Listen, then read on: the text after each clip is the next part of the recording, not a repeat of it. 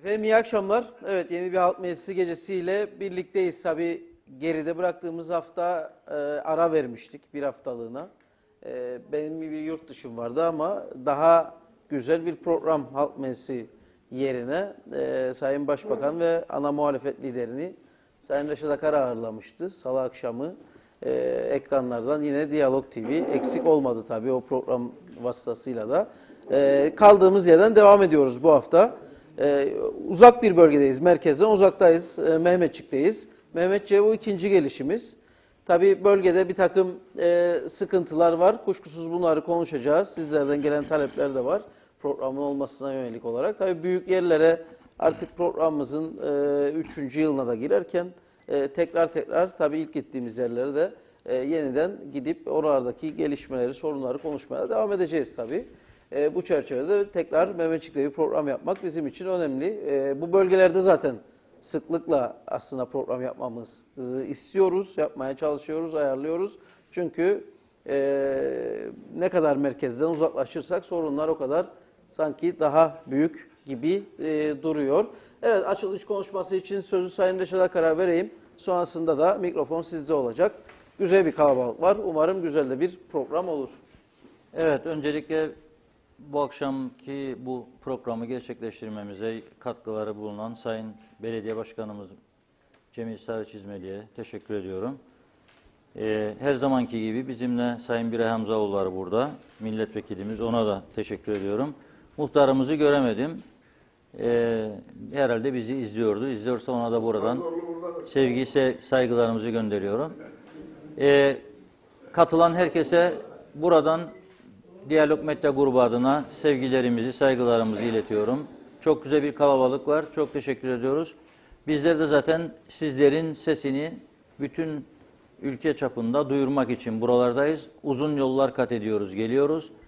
117. programımızı gerçekleştiriyoruz. Dile kolay her hafta, yazı kışı yok. Bu programları aksatmadan yerine getirmeye çalışıyoruz. Ara sıra bazı aralar olsa da bir haftalık devam ediyoruz. Ülkemizde gerçekten konuşulacak çok şey var. Buralara yakın yerlerde 2 gün önce biliyorsunuz ölümlü trafik kazası oldu. Bu sabah yine ciddi bir kaza oldu. Çok şükür ilk ölüm var dediler. Sonra ağır yaralı dediler. 3-4 gün önce yine oldu. Kazalar artıyor, yollar kötü. Biz gelirken bugün yine fark ettik. Birçok yol artık çok acilen tadilat istiyor, yenilenme istiyor.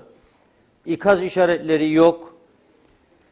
Lefkoşa'dan çıktık, inanır mısınız 10 kilometre daha geçmeden o orta refüjler, bir zamanlar bize çok övgüyle söz ettiler o orta refüjleri. Üzerinde bunların betonun üzerine çıkmaması için araçların ışık olması lazım, işaret olması lazım üzerinde. Fakat çamurdan, topraktan kapatılmış, tüm üzeri kapanmış.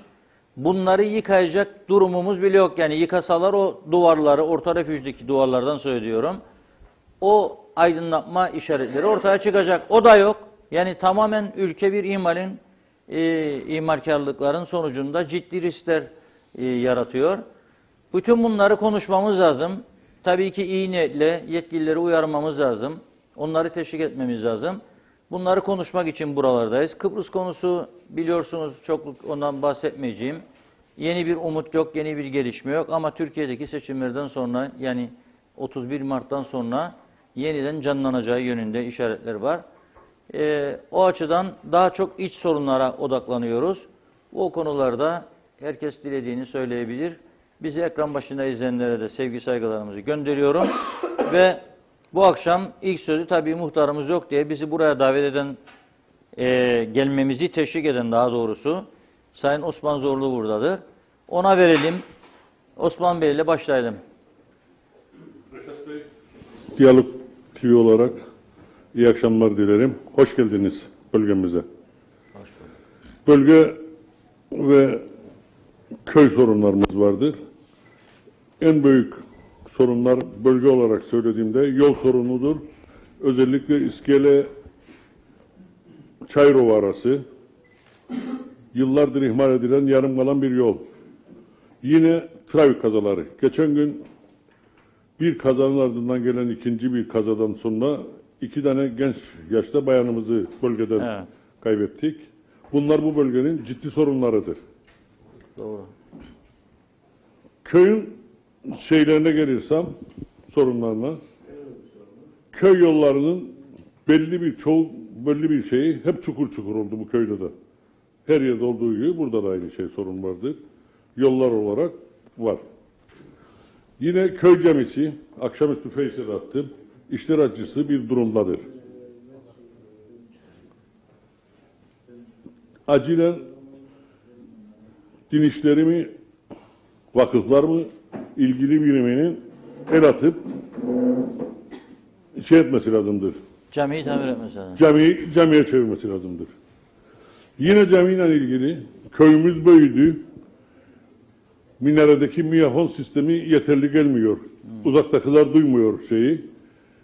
Yine ilgili dairenin din işleri mi, vakıflar mı artık eski mezarlığın yeni mezarlık arasına 2 yere mikrofon sistemi kurması lazımdır. Ve bütün köylümüz ezan sesi duysun. Bir diğer sorunumuz köyde sağlık ocağının yarım kalan işleri. Halen daha uğraşıyoruz. Yapacağız. Dünya kadar hasta vardı. Tek bir bayan doktorumuzu eline kaldı. Haftada 1 yahut 2 gün dahiliyeci istiyoruz. Hem burası için hem Yenerenköy'de aynı şekilde istiyor. Sağlık Bakanlığı'nın bir dahiliye doktorunu bu 2 sağlık merkezine direkt ataması lazımdır. Ki 2 tarafa da şey etsin. Diş ünitemiz daha yarım gidiyor. Ay başına yapacak dediler. Ödenekler açılsın. Çünkü omurgoya gitti bütün ödenekler. Bu yanı kalmadı. Karpaz'da herhalde insanlar yaşamaz diye. O tarafa ağırlık verdiler ne halise. Evet. Ve köyün gündemdeki son sorunu da Bafra'da bulunan belediye plajının kiralanma durumu ve köyden bu plajın kiralanmasına karşı çıkan bir köylülerimiz vardı. Bir platform kuruldu. Bunu kiralanırsa gidecek değil. Belediye başkanımız gitmeyecek diyor. Artık ben genel olarak bahsedeyim. Ondan sonra herkes istediği gibi görüşünü söylesin. Peki, teşekkür ederiz. Sağ olun. Evet. Girelim konulara buradan. Diyalog TV'ye açıktı değil mi? Tabii buyurun. Diyalog Tanıyalım TV'ye sizi. bu şeyi gösterdiği için ilgiyi teşekkür ederiz. Hepiniz hoş geldiniz. Ben Çayırova muhtarı. Daha önceden ben bunu Diyalog TV'ye bilgisine getirdim. Çayırova'nın girişinde yağ değirmeninin yanından eski şeyden konuşalım. Bir numbaricik vardı. 1 metre onu yeseydi biz bu sorunları yaşamayacaktık.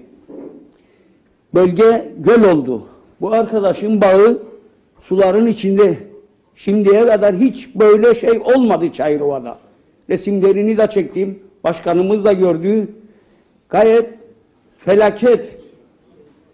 10 senelik, 20 senelik bağlar gözükmez sulardan. Ve ben ikaz ettim karayollarını bu yolu yaparken İngiliz döneminde yapılan köprüleri takip etsin ve ona göre köprüleri yapsın.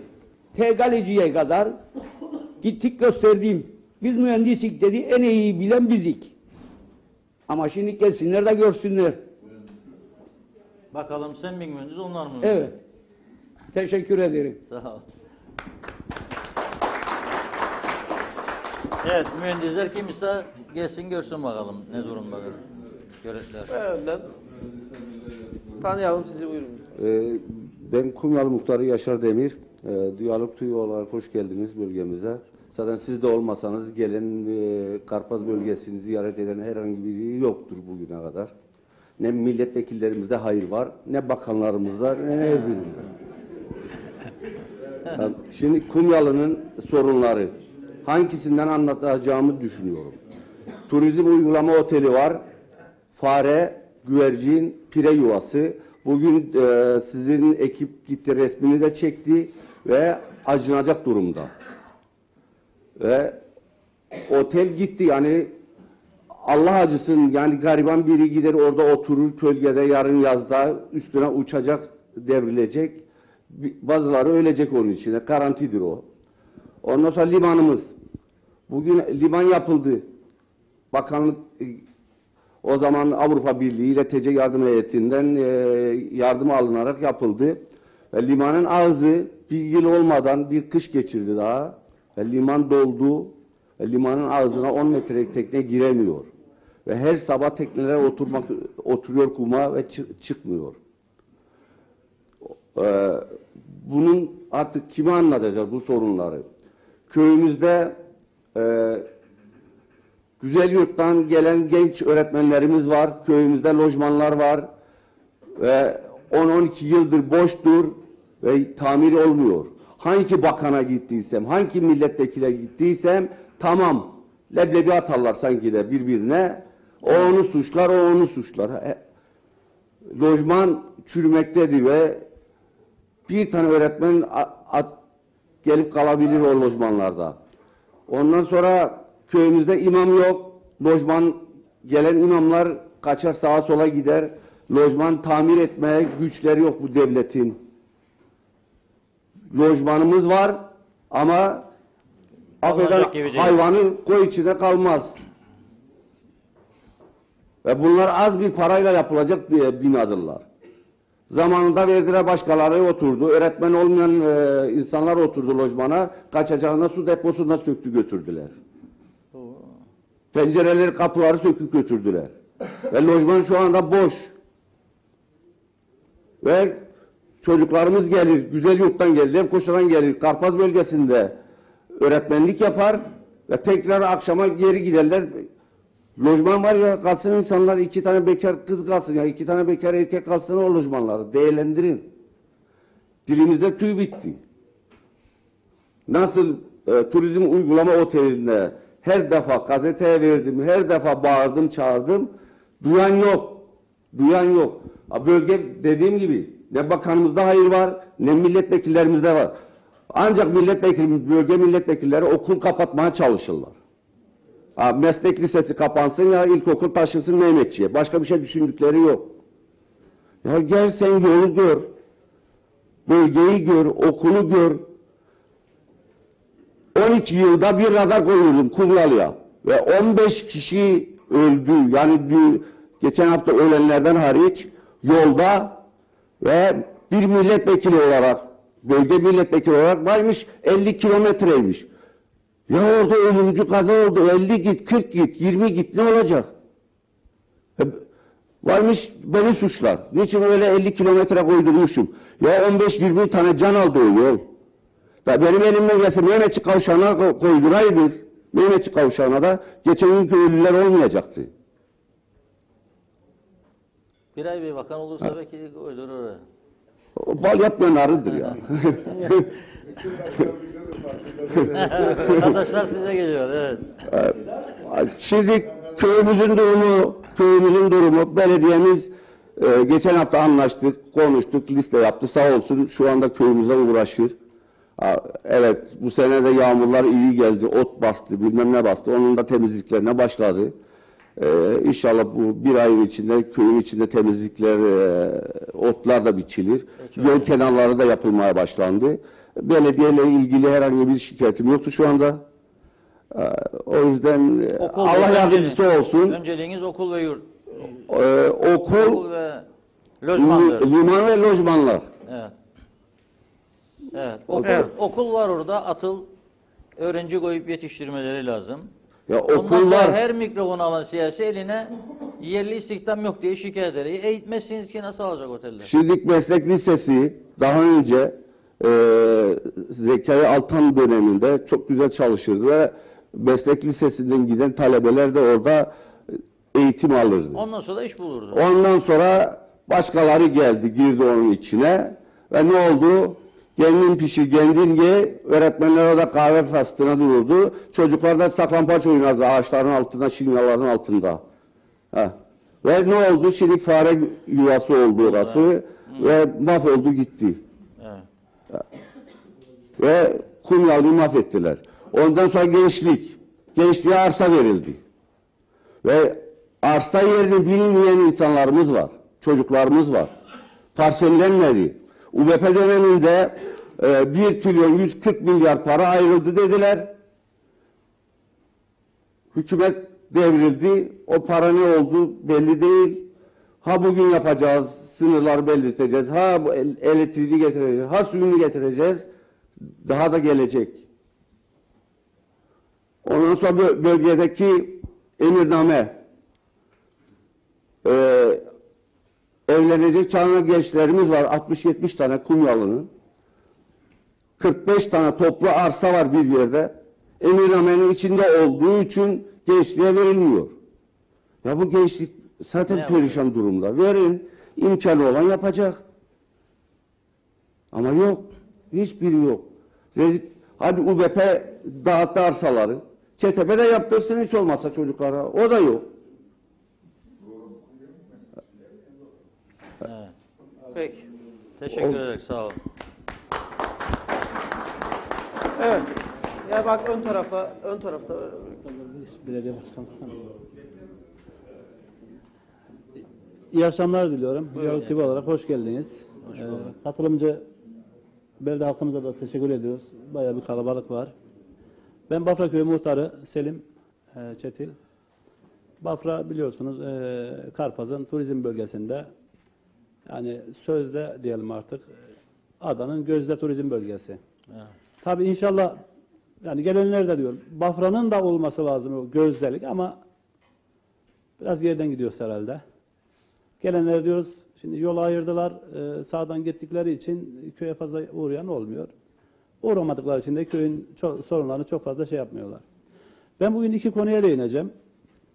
Birincisi malum Karpaz bölgesi her zaman mahrum kalmış, her şeyden mahrum kalmış.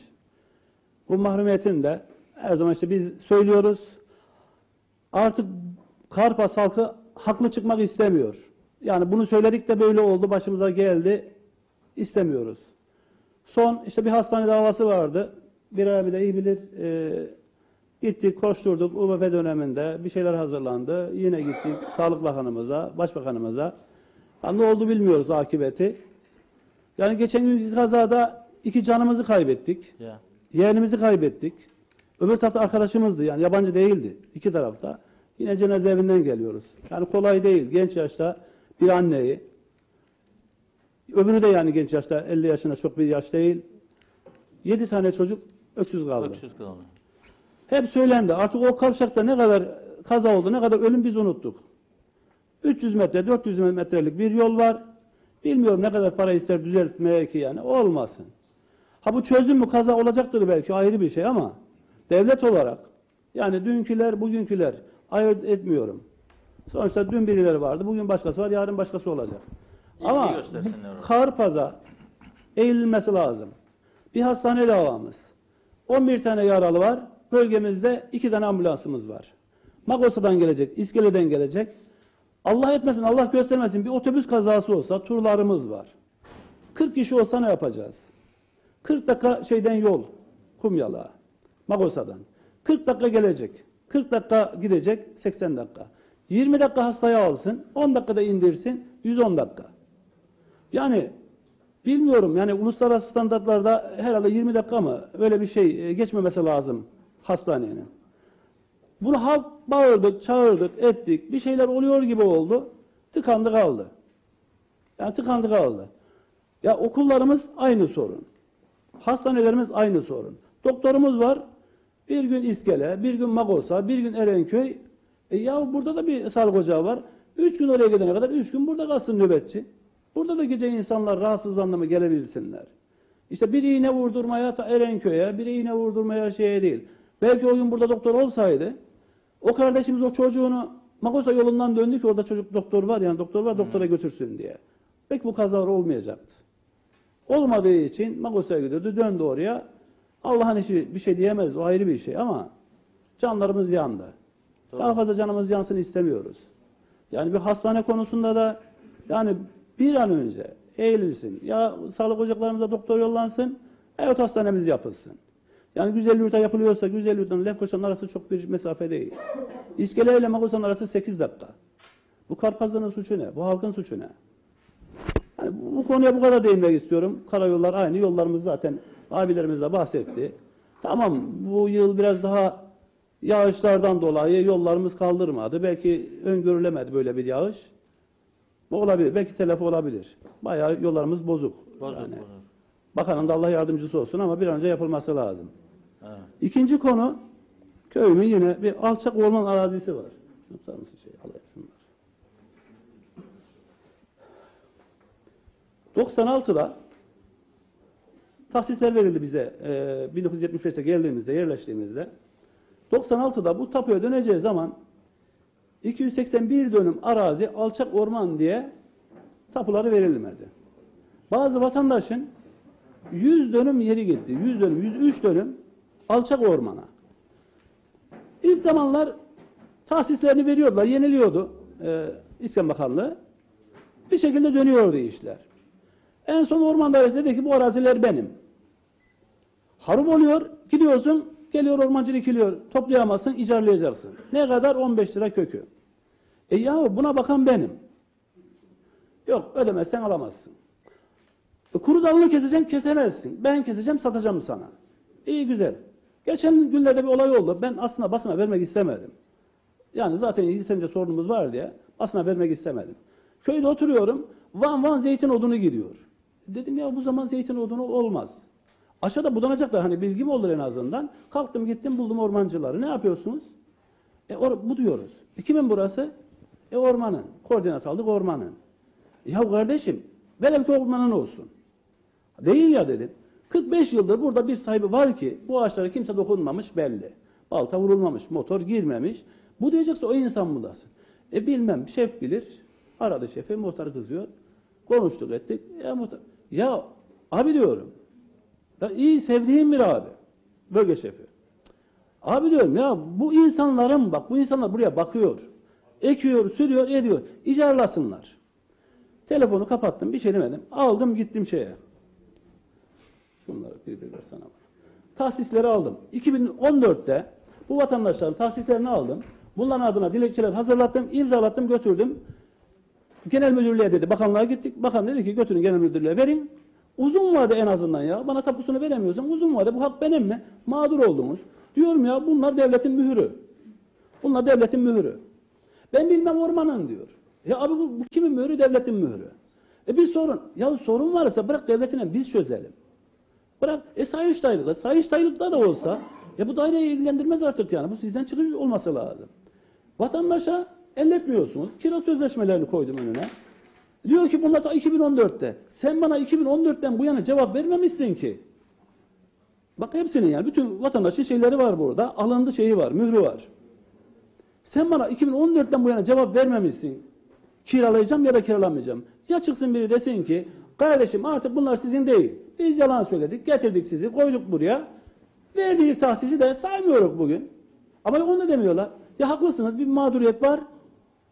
Çözeceğiz. Gitmediğimiz kapı kalmadı. Çalmadığımız kapı kalmadı. Kime gidelim? Kime gidelim? Hangi bakanlık sorumluluğuna?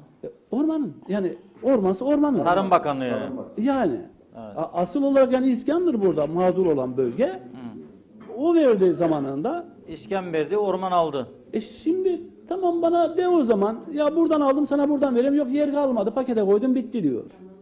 Tamam ama bu kadar insanlar mağdur. 280 dönüm, 1, 2 dönüm, 5 dönüm, 10 dönüm değil ki vazgeçtik diyelim. Adam 11 çocuğuyla gelmiş buraya. Adam ölmüş gitmiş. Çocukların 2 tanesi ölmüş. Yazık onların çocuklarına da yazık. Evet. Teşekkür Peki, ediyorum. Sağ olun.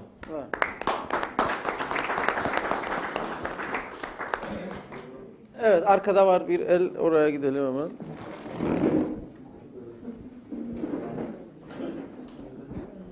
Tanıyalım sizi buyurun. İsmim Fevzi Çakmak.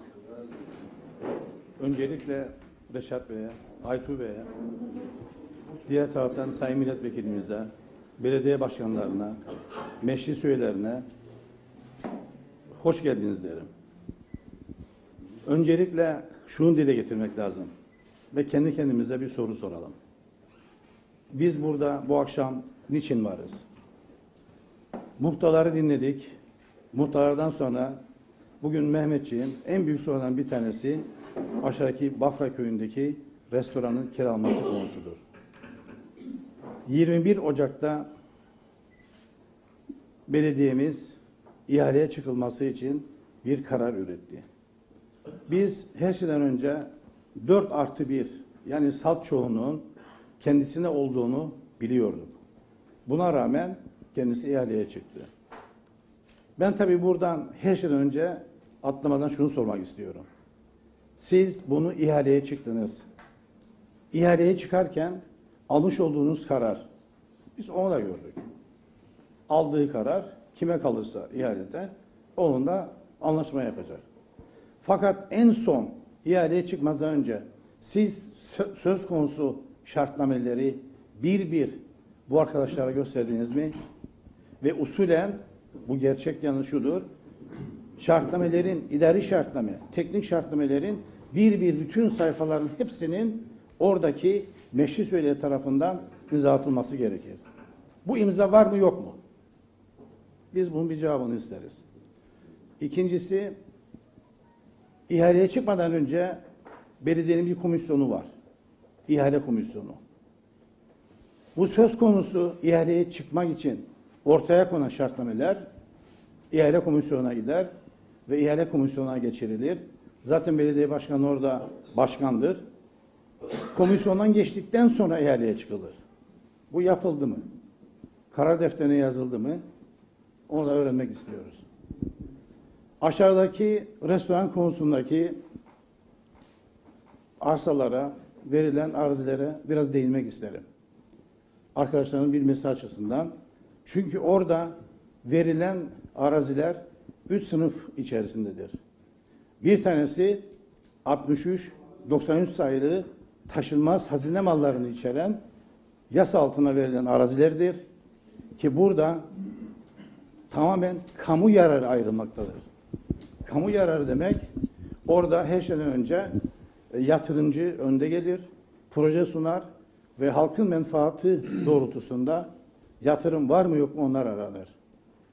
Diğer araziler ise alçak ormandan dönüşen arazilerdir ve bu alçak orman arazisi de yine 19 Taksim 2003 daha sonra değiştirilmiş şekliyle 67 Taksim 2003 şeklinde düzeltilmiştir. Biz burada her iki yasaya baktığımız vakit her iki yasada da tamamen kamu yararını aramaktadır. Fakat bir bakıyoruz ki bu söz konusu verilen araziler tamamen kullanım olarak ve kiralama olarak verilmiştir. Fakat yine unutulan bir şey vardır. Yaptığımız saptamalara göre eğer bu araziler üzerine herhangi bir yatırım yapılıyorsa bu yapılan yatırım fazla süre geçmeden önce tapu dairesine gidilir. Tapu dairesinde kütüklere kaydedilir ve kayıttan sonra söz konusu kim ise ona bir kira belgesi verilir. Bu kira belgesi taşınmaz mal kira belgesini içerir ve bu sahip plana işlendikten sonra bu belgeye de ayrıyeten işlenir ve ilgili kişiye verilir. Ben buradan soruyorum. Bunlar yapıldı mı? Çünkü bu madde çok önemlidir. 63-93'ün 17. maddesi. Bakın ismini de veriyorum. 17. maddesi aynen bunu içermektedir. Size bu mal verilmiştir. Burada siz bunu kamu yararına kullanacaksınız. Ancak bunun üzerine yapılan herhangi bir yatırım neyse bunu tapu kayıtlarına geçirmek durumundasınız. Eğer bunu yapmıyorsanız kiralama devretme yetkiniz yoktur. Yasanın ilgi maddesi burada açıktır. Bunu lütfen bir kez daha okuyalım, bir kez daha gözden geçirelim. Çünkü burada bir kiralamaya gidiyoruz biz. Eğer bu kiralamayı yapmak durumundaysak bunları yerine getirmemiz gerekir. Yasalar bunu emreder. Hele diğer mallar konusunda alçak ormanları içeren 19 Taksim 2003 daha ağır maddeleri içermektedir. Bunun içerisinde 10 milyara kadar para cezası artı 5 yıllık hapislik de öneriyor. Ben lütfen ilgili arkadaşların buna dikkatli olmasını istiyorum. Ve yine soruyorum. Başka bir maddede diyor ki sen bunları yaparken ilgili bakanlıktan izin alacaksın. Yine soruyorum. Siz ilgili bakanlıktan bu ihaleye çıkarken bu izni aldınız mı? Ben inanıyorum ki yapmış olduğumuz araştırmalara göre böyle bir izin alınmamıştır. Böyle bir izin almadıysan nasıl ihaleye çıkarsın? Eğer arkadaşımız yani not alırsa Evet. bize bunların cevabını versin. Evet, belediye başkanı burada herhalde en son hepsini cevaplayacak. Tabii bir de buradaki arazilere baktığımız zaman bu arazilerin özelliği çok değişik. Bunların içerisinde birinin ismi aynen Lagun diye geçiyor. 501 parsel. Lagun bugün herkes Google amcaya girebilir. Orada bunun tarifi vardır. Akarsuyla, dereyle birlikte gelen ince kum taneleri, çakıl parçalarının en son denize dökülmeden önce biriktiği yer. Bunlar genelde ön kısmı bir şerit halinde olur. Kimisi küçük bir kanalla denize bağlanır ve bunlar tapu kütüklerinde lagun diye geçer ve bunların bir dokunulmazlığı vardır. En önemli konu, geçenlerde yağmur yağdı. Çemberin üst kısmından sular geldi geçti. Artemis'in inşaatlarının bir kısmını sular bastı. Ve bu lagun denen parselin üst kısmında 435, 437 ve 446 diye birkaç tane parsel vardır. Bu parseller bugün tamamen bu dere yatağının içerisindedir. Ve daha geçen gün sular bu bölge içerisinden gelip gitmiştir. Ben yine soruyorum. Bunları acaba incelendi mi? Çünkü bir de duyuyoruz ki proje yapılmış. Bu projeler zaman içerisinde uygulamaya geçilecek. Lütfen bunların da gayet iyi incelemesini istiyorum. Aksi halde bütün bu yapılacak olan tesisler, bütün bu harcamalar hepsi heba olacak. Şu anda teşekkür ederim. Peki. Var mı oralardan? Devam edelim. Tanıyalım sizi. İyi Buyurun. akşamlar. Herkese hoş geldiniz derim. Mustafa Erişen. Efendim bu restoranın kiralanmasıyla ilgili ben Cemil Bey'le 2, 3, 4 saat konuştum, tartıştık. Niye zarar ediyor? Çünkü bana söyledi, zarar ediyor bu yer. Günahtır milletin parasına. Günahtır milletin parasına zarar ediyor. Tek, yalnız başına bir restoran. Kıbrıs'ın en güzel kumsalı. Zarar ediyor. Hiç rekabet de yok. Salamis yolunda belki 20 tane döner dükkanı var. Hepsi çalışıyor. Yakın tutun mikrofonu. Hepsi çalışıyor. Ne bileyim ben panayırımıza yani bilemedim 500 insan geliyor. 7 tane dönerci, 10 tane şamsici, ne bileyim ben kaç tane. Hepsi çalışıyor. Bizim orada 2000, 3000 insan toplanıyor. Zarar ediyor. Ben defalarca tabii orada yemek yemeye giderim. Bir şeyler içmeye gidiyorum. Hakikaten bazen günlerde böyle biraz kalabalık olduğu zaman gidiyorsun, et bitti. Patates de bitti. Bir kahve içelim deriz. Ne kahve? Ama bisküvi de yoktur. Tatlı zaten koymadılar. Ya sen para kazanacaksan orada biraz bir şeyler koy onun içerisine. Tatlı koy, yemek koy. Ben kendisine önerdim. Döner koy. Türk milletinin en çok sevdiği yemek dönerdir. Efendime söyleyeyim, fast food'dur. Avrupa'daki McDonald's'ları kapattı dönerlerimiz. Döner koy, o zaman çok insana hitap ediyor. Çünkü bir ızgara yarım saat olur bitsin, bazıları beklemiyor. Döner hızlı bir şekilde servis edebilirsin. Büyük insan topluluğuna zarar etmesin. Onu da yapmıyor. Şimdi 6 kişi, 8 kişi karar verdi, biz bunu kiralayalım. Ya bu milletin, bu kadar köylünün yani ihtiyacı olan bir yeri ki girebileceğimiz tek yerdir orası. Yani daha pahalı olacağından mı korkuyorsunuz? Daha pahalı da olacak, kumsal da gelecek. Yalnız onun ötesinde, yalnız pahalı olması değil. Yani burasının zaten bizim duyduğumuz nedir? Bir de 100 metre derler, deniz kumsal şeye aittir, devlete aittir, anayasa maddesi. Bu şartlar altında yarın kiraladığınız adam demez mi senin, şimdi şartnameyi ben okudum gördüm. Şartnamede diyor ki kumsaldan hiçbir talep olamaz, hiçbir şey kumsala işte yatak koyamaz, şemsiye koyamaz. İyi de kumsal senin değilse o zaman nasıl emrediyorsun şeyde, şartnamende? Çünkü kumsal devlete ait, 100 metre devlete ait.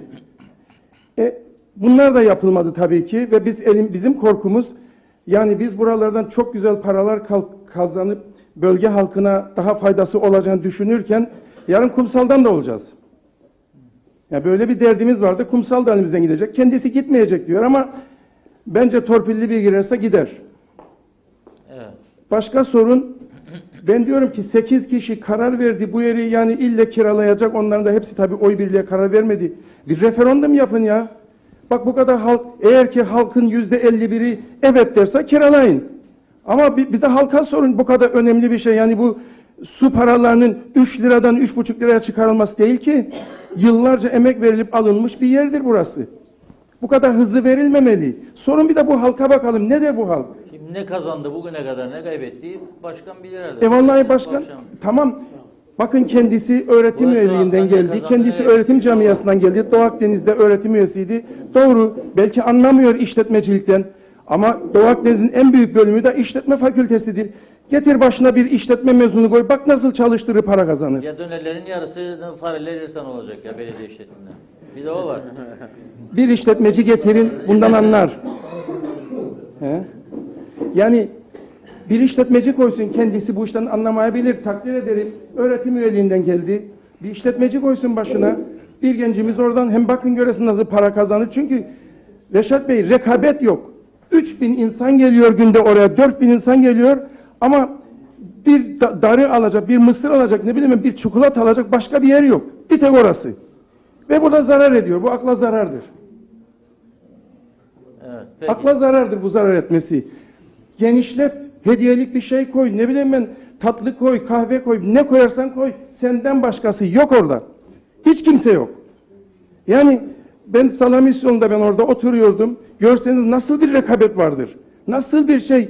O motorlar koyuyorlar, evlere götürsünler, ne yapsınlar. Onlar özeldir ama. Unutma. Kira vermiyor. Özel oldu mu daha rekabet. Efendim başına koy bir şey. İşletmeci. Çünkü sen kira vermiyorsun, bir şey vermiyorsun. Bak devlette çalışanlar, kameramanlar, Bayrak Televizyon'da günde bir işe gittiğinde yorulurmuş arkadaşlar. Bizimkiler günde 30 işe gider. Özel olduğu için. Yani çok fark var. Yani şimdi siz özelleştirmeden yanasın mı? Yok ben doğruyu söylüyorum. Çünkü devletin işlettiği hangi şey bizde ayrıdır? Söyle. Efendim biz devlet değiliz, biz belediyeyiz. Biri. Efendim şöyle bir şey Zamanında söyleyeyim o zeytinyağı zaman. işletti, batırdı. Belediye çalıştıramıyorsa Sanayi muhtarlığa işletti, devretsin. batırdı. Uçak şirketi işletti, batırdı. Hepsini devlet batırdı. Devlet işletemiyorsa Dediğim muhtarlığa gibi versinler. pare çok olur devlet oldu mu. Pareler arada alır götürür. Ama özel oldu mu Ama biz adamın de gözü elimizden üstündedir. bu Çok yeri zor. kaçırılmasını istemiyoruz. Bu bizim girdiğimiz, Ama gittiğimiz bir- tek yerdir. Başkanla bir söylesemem gelir Vallahi gelir. başkanla 4 saat tartıştım zaten, kendisine çok samimi arkadaşımdır da üstelik. Evet. Çok yakın konuştuk. Biz bu yeri elimizden gitmesini istemiyoruz. Peki teşekkür ederim. Teşekkür Sağ olun. ederim. Alın oradan. Tamam. Buyurun sizi tanıyalım. İyi akşamlar. Ekran başındaki izleyicilerimize de iyi akşamlar diliyorum. Mehmetçik Belediyesi Meclis Üyesi Aylin Yaramaz. Şöyle diyebilirim. Özelleştirme kararının alındığı gece red oyu veren ben şöyle diyebilirim. Gerekçe olarak Sayın Başkan bize kar etmiyor, zarar ediyor dendi. Fakat aslında bizim muhasebecimiz tarafından gelen bilgiler doğrultusunda aslında zarar ediyor diye bir mizan getirilmedi. Bunun akabinde şöyle yapıldı. Hani ihale kararı alındı. Fakat hani bir şartname olması gerekir ve bu şartname de çok önemli bir konu ve titizlik gösterilmesi gerekir.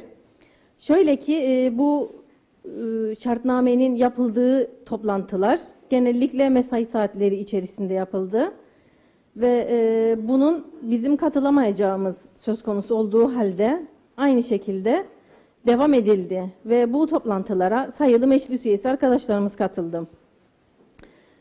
Bu kararlar alındı ve şartname avukatlar eşliğinde yapıldı ve bunun sonucunda ihaleye çıkıldı. Şöyle çıkıldı. Biz bunun meclise getirilip de meclis arkadaşlarımızın önüne verilip tek tek bu sayfaları kontrol edilip aynı şekilde Fevzi abimin de dediği gibi imzalanıp o şekilde ihaleye sunulması gerekirdi. Fakat bu şekilde yapılmadı. Direkt o gece 3 meclis üyesi arkadaşımızla birlikte direkt şartname hazırlanıp ihaleye çıkıldı. Ve ben bunu çok rahatsızlık duyduğum için halkla paylaştım, belde halkıyla. Ve Sayın Başkanım sağ olsun beni art niyetli olarak ilan etti. Fakat burada tabii ki de hiçbir art niyetim yoktur. Bunun halkın daha çok bu sesini duymasını ve halka cevap vermesini istiyorum. Yani açık plajı bu kadar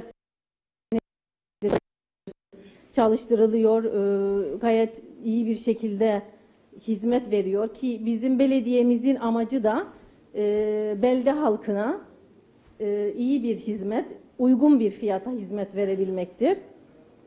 Yani ben Sayın Başkan'a soruyorum, diyorum ki lütfen bu belde halkının sesini duysun, bu konuda destek çıksın yani. Teşekkür ederim. Peki. Arkaya verin. Tanıyalım sizi, buyurun. Benim ismim Mülayim Varol, Mehmetçikliyim. Söz konusu olan plajı çocukluğumdan beri biliyorum. Siz de biliyorsunuz. Beldemizin tek halk plajı. Yani bizim 5-10 tane halk plajımız yok. Bir tane halk plajımız var ve onu korumak istiyoruz. Halk plajlarının böyle kar etmesi üzerine de düşünülmesi lazım. Yani kar etmese bile halk plajları olarak kalmalı. Halk plajları kar etme yerleri değil. Benim görüşüm. Ayrıca kaliteli, çok kaliteli hizmet isteyenler zaten var olan 4 tane otel var. Oralarda o kaliteli hizmetleri de alabilirler isterlerse. Şimdi bizim halk plajımız bir tane, soluk alacağımız tek nokta ve Sayın Başkan çalıştıramıyorum diye tutturdu. Ben orayı çalıştıramıyorum diyor. Zarar ediyorum diyor. Ama az önce Aylin Hanım'ın dediği gibi muhasebecisinin bile evraklarında zarar ettiği gözükmüyor.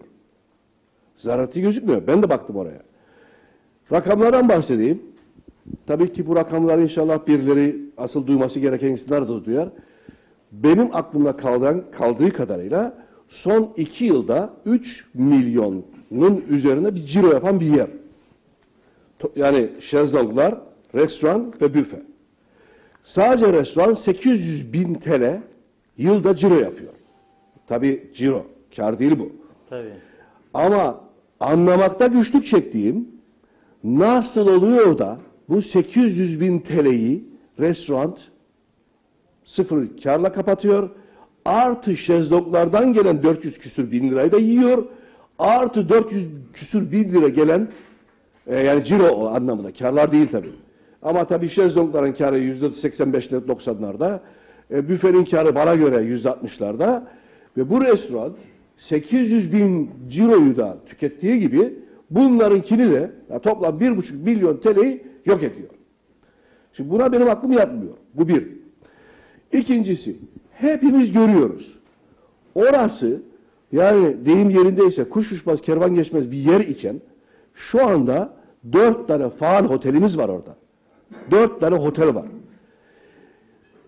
Otel müşterilerini de düşünelim. Tabii onlardan da bir miktar bize pay düşecek. Yani restoranta oradaki pastayı büyütmede.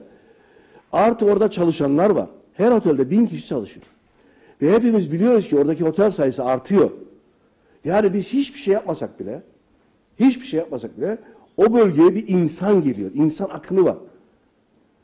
Ve tekrar ilk başta söylediğim gibi tabii ki halk plajları kar etme amaçlı düşünülmemeli. Ama ne olursa olsun orada bir nüfus artıyor. O nüfustan bize de payımıza da düşecek. Az önce Mustafa arkadaşımızın dediği gibi aslında orada rekabet de yok. Yani o boyutta rekabet edecek başka bir özel sektör. Yani birkaç tane apar altında 50-60 metrekarelik iş yerleri var. Orası güzel bir yer. Evet bazı eksikleri olabilir. Ama bize göre biz bir platform oluşturduk. Ben de o platformun sözcülerinden bir tanesiyim. Yani inandığımız şu, Orada bir pasta var. Sürekli büyüme güzel olan bir pasta. Hiçbir şey yapmasak bile biz bir işletmeci olarak o pasta zaten büyüyor. Biz niye tutturduk çalıştıramıyoruz diye. Nedir eksiğimiz? Yani alt tarafı bir restoran. Ya bu NASA'nın bilmem Mars projesi değil ki biz başaramıyoruz. Bir restoranı çalıştıramıyorum diye tutturmak bence çok ayıp. Bir restoranı çalıştıramıyorum diye tutturmuş başkanımız. Kardeşim yapamıyorsan yapanı bul. Var. Yani bu koskoca ülkede biz müdür mü bulamıyoruz, menajer mi bulamıyoruz, aşçı mı bulamıyoruz. Zaten hepsi var. İrade eksikliğinin dışında her şey var. Şimdi şuna da inanıyoruz. Yani orası sıradan insanlar gelip oraya giremeyecek, kiralayamayacak. Oraya çok güçlü insanlar gelecek. Yani duyum aldığım kadar böyle 600-700 bin lira kiralardan bahsediliyor. Ve bir sürü de başka şeyler var. Yıllık kiradan bahsediliyor. Şimdi özel sektör kamunun menfaatleri düşünmez. Kendi menfaatini düşünür. Kar etmek için düşünür. Haklı olarak. Adam gelecek, bir yer kiralayacak. Kamuyu mu düşünecek? Düşünmeyecek. Kendi karını düşünecek. Doğru. Şimdi 700 bin lira veya 500 bin, 600 bin neyse akıllarda geçen rakamlar verebilecek bir özel sektör. Bir o kadar da kendi kazanacak. En az. Yani cevap şu. Biz yan gelip yatacağımıza da bize birileri 700 bin TL mesela kira verecekse biz ikinci bir 700 bin TL'yi birinin cebine niye pompalıyoruz? O 700 bin TL ile biz 70 tane müdür, 70 tane aşçı tutarız yani. Niye biz elimizdeki imkanı birilerine bırakalım? Artı yani o güçlü şirketler buralara girdiği zaman bizim inancımız ve korkumuz onları oradan çıkartamayız. Çıkmazlar yani bir kez daha. Bulurlar bir bahane. Oranın tümüne el koyarlar diye korkuyoruz. Yani bugün restoran, yarın şezlonglar, öteki gün büfe, daha öbür gün orman ve bütün arazi gider elimizden diye düşünüyoruz. Ve altın yumurtlayan bir tavuk orası. İyi çalıştırılırsa ki şu anda rakam 1,5 milyon TL.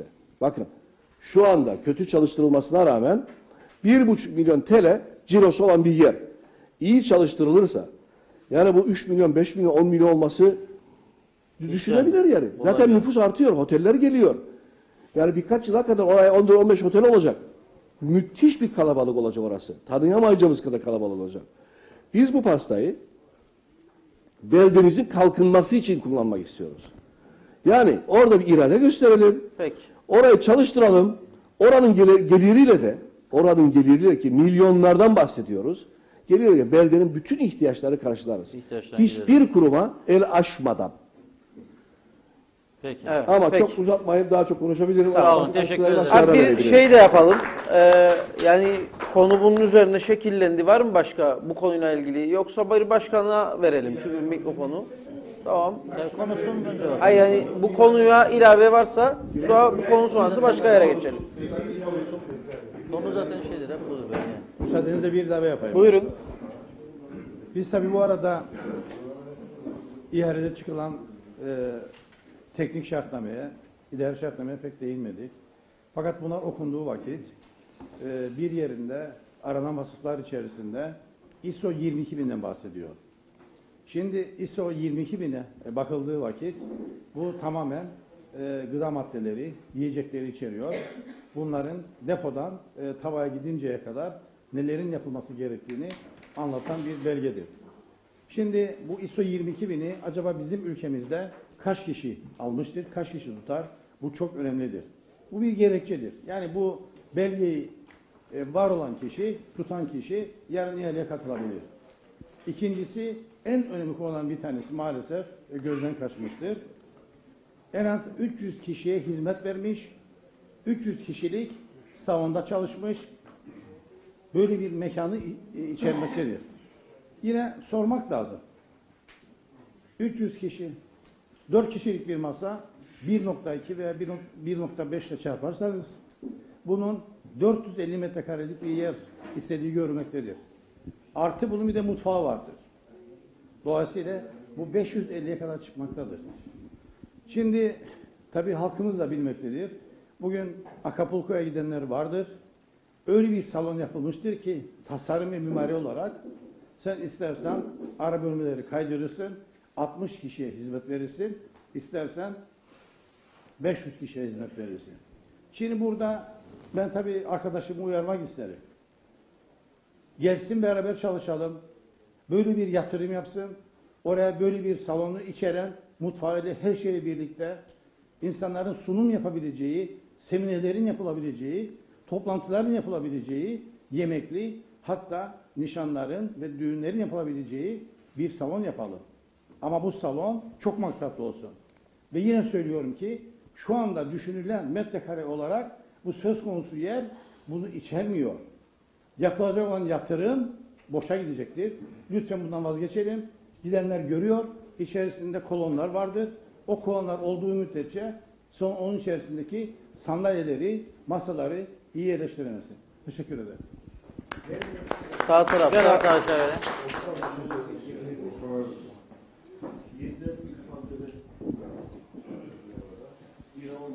Tanıyalım siz de. Öncelikle hepiniz hoş geldiniz. Sayın milletvekillerimiz, özellikle başta olmak üzere herkes hoş geldi bölgeye. İsmim Osman Varol.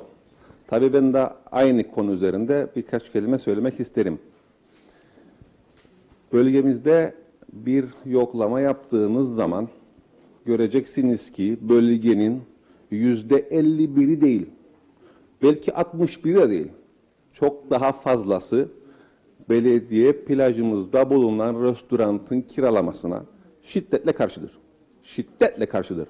Çünkü insanlarımızın çok endişesi vardır. Birinci endişesi, tüm insanların bunun aslında bir restoran icarı, işletme devri, özelleşmesi, adını ne koyarsanız koyun.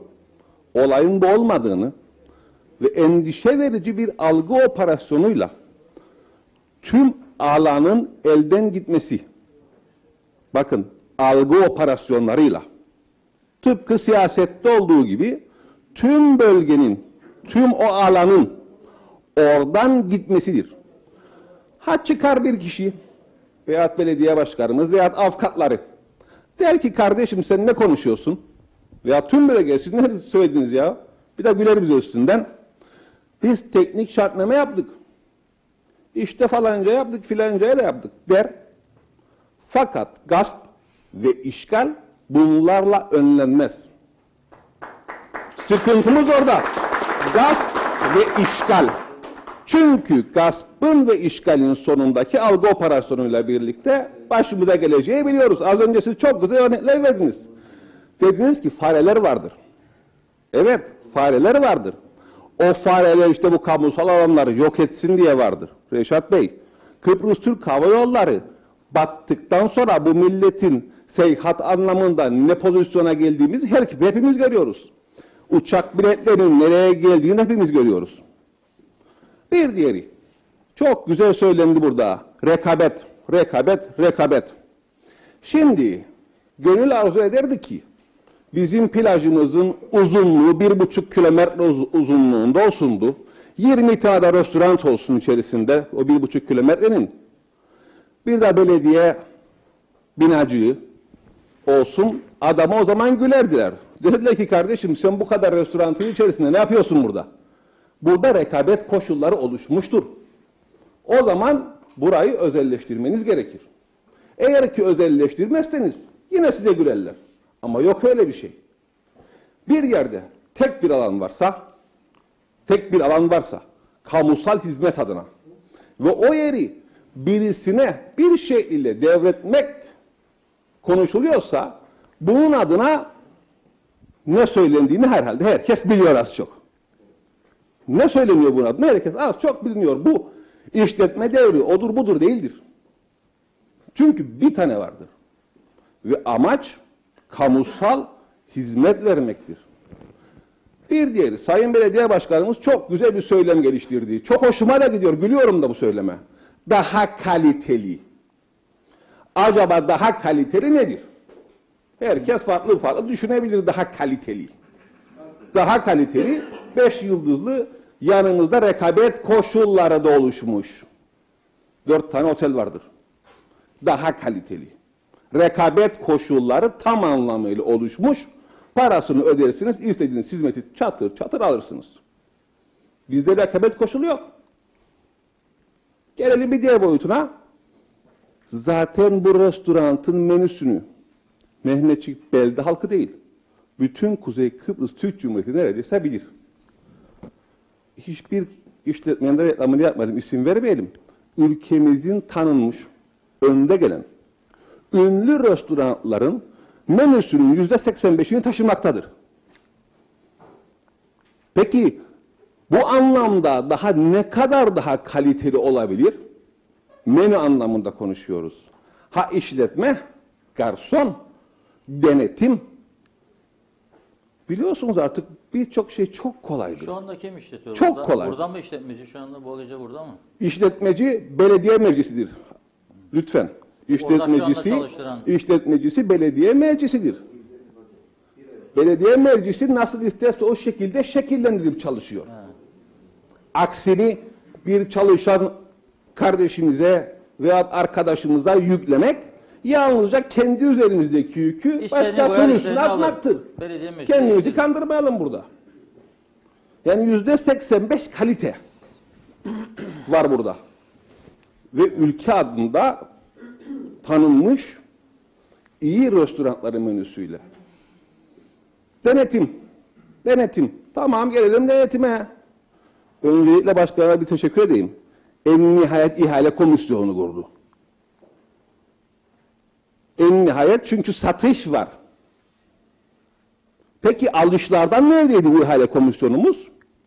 Binlerce teneke kolada, binlerce şişe birada, binlerce porsiyon ne bileyim ben hangi kebapta ihale komisyonu neredeydi? Neredeydi bunlar? Otokontrol sistemleri günüm çağımızda benim 9-10 yaşında bir çocuğum vardır 10 yaşında. Ona da söz söylesem otokontrol sistemlerinin anlama geldiğini biliyor zaten.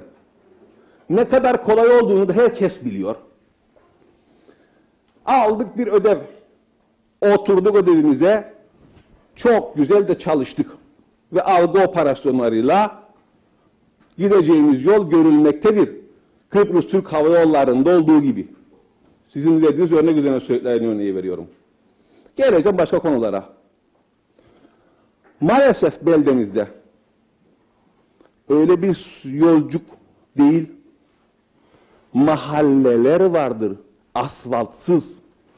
10 yılı aşkın insanlar oturuyor bu mahallelerde, her köyümüzde. Mehmetçikli'de, Pamuklu'da da, Bafra'da da, her yerde, Çayırova'da asfalt yok.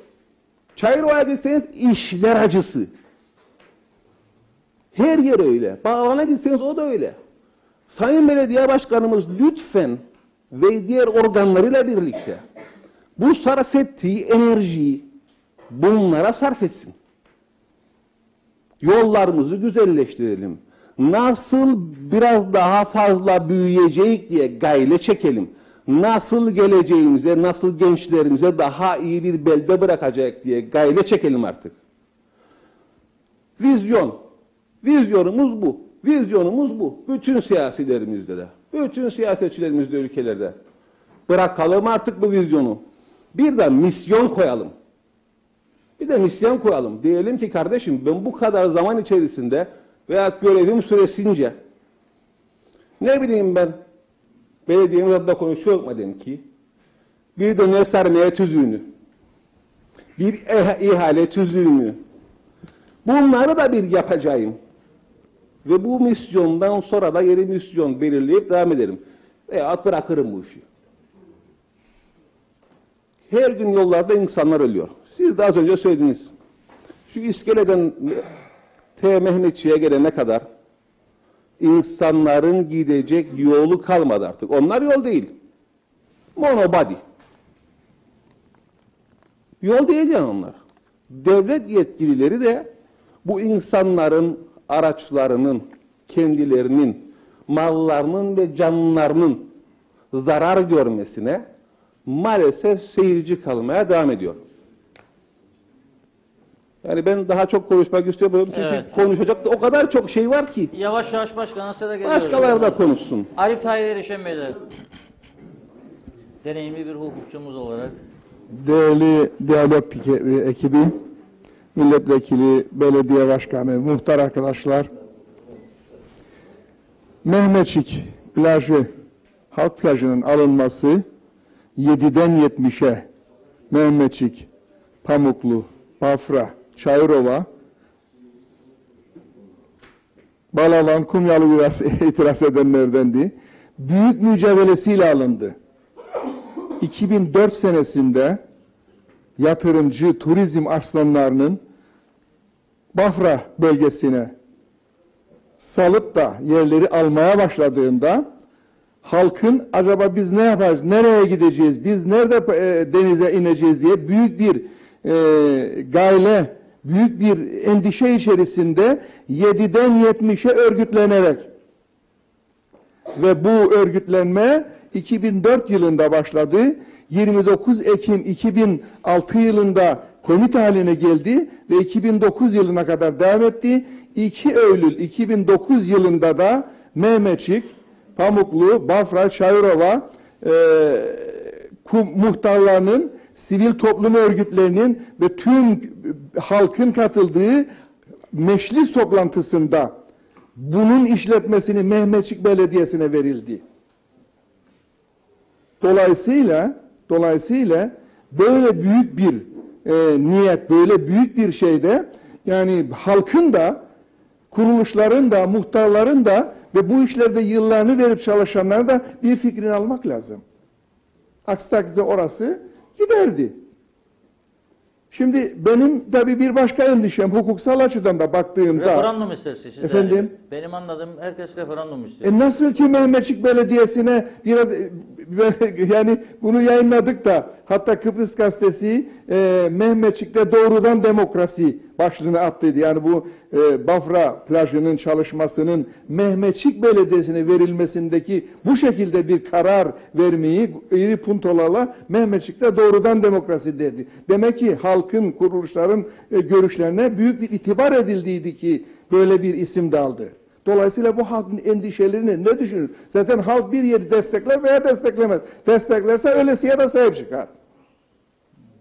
Bizim hukuksal yönden de endişemiz hakikaten bu yerleri Fevzi Bey biraz Devlet Emlak Malzeme Dairesi Müdürlüğü yaptığından dolayı maddeleri, kanunlar, ben de kanuncuyum da o daha da böyle belirledi.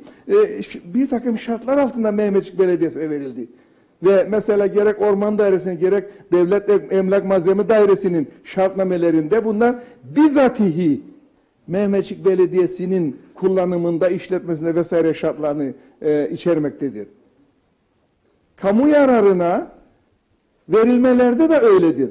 Kamu yararı demek anlaşıldığı mı özelleştir de özelleştirmenin karına işletilemelidir. Kamunun yararına.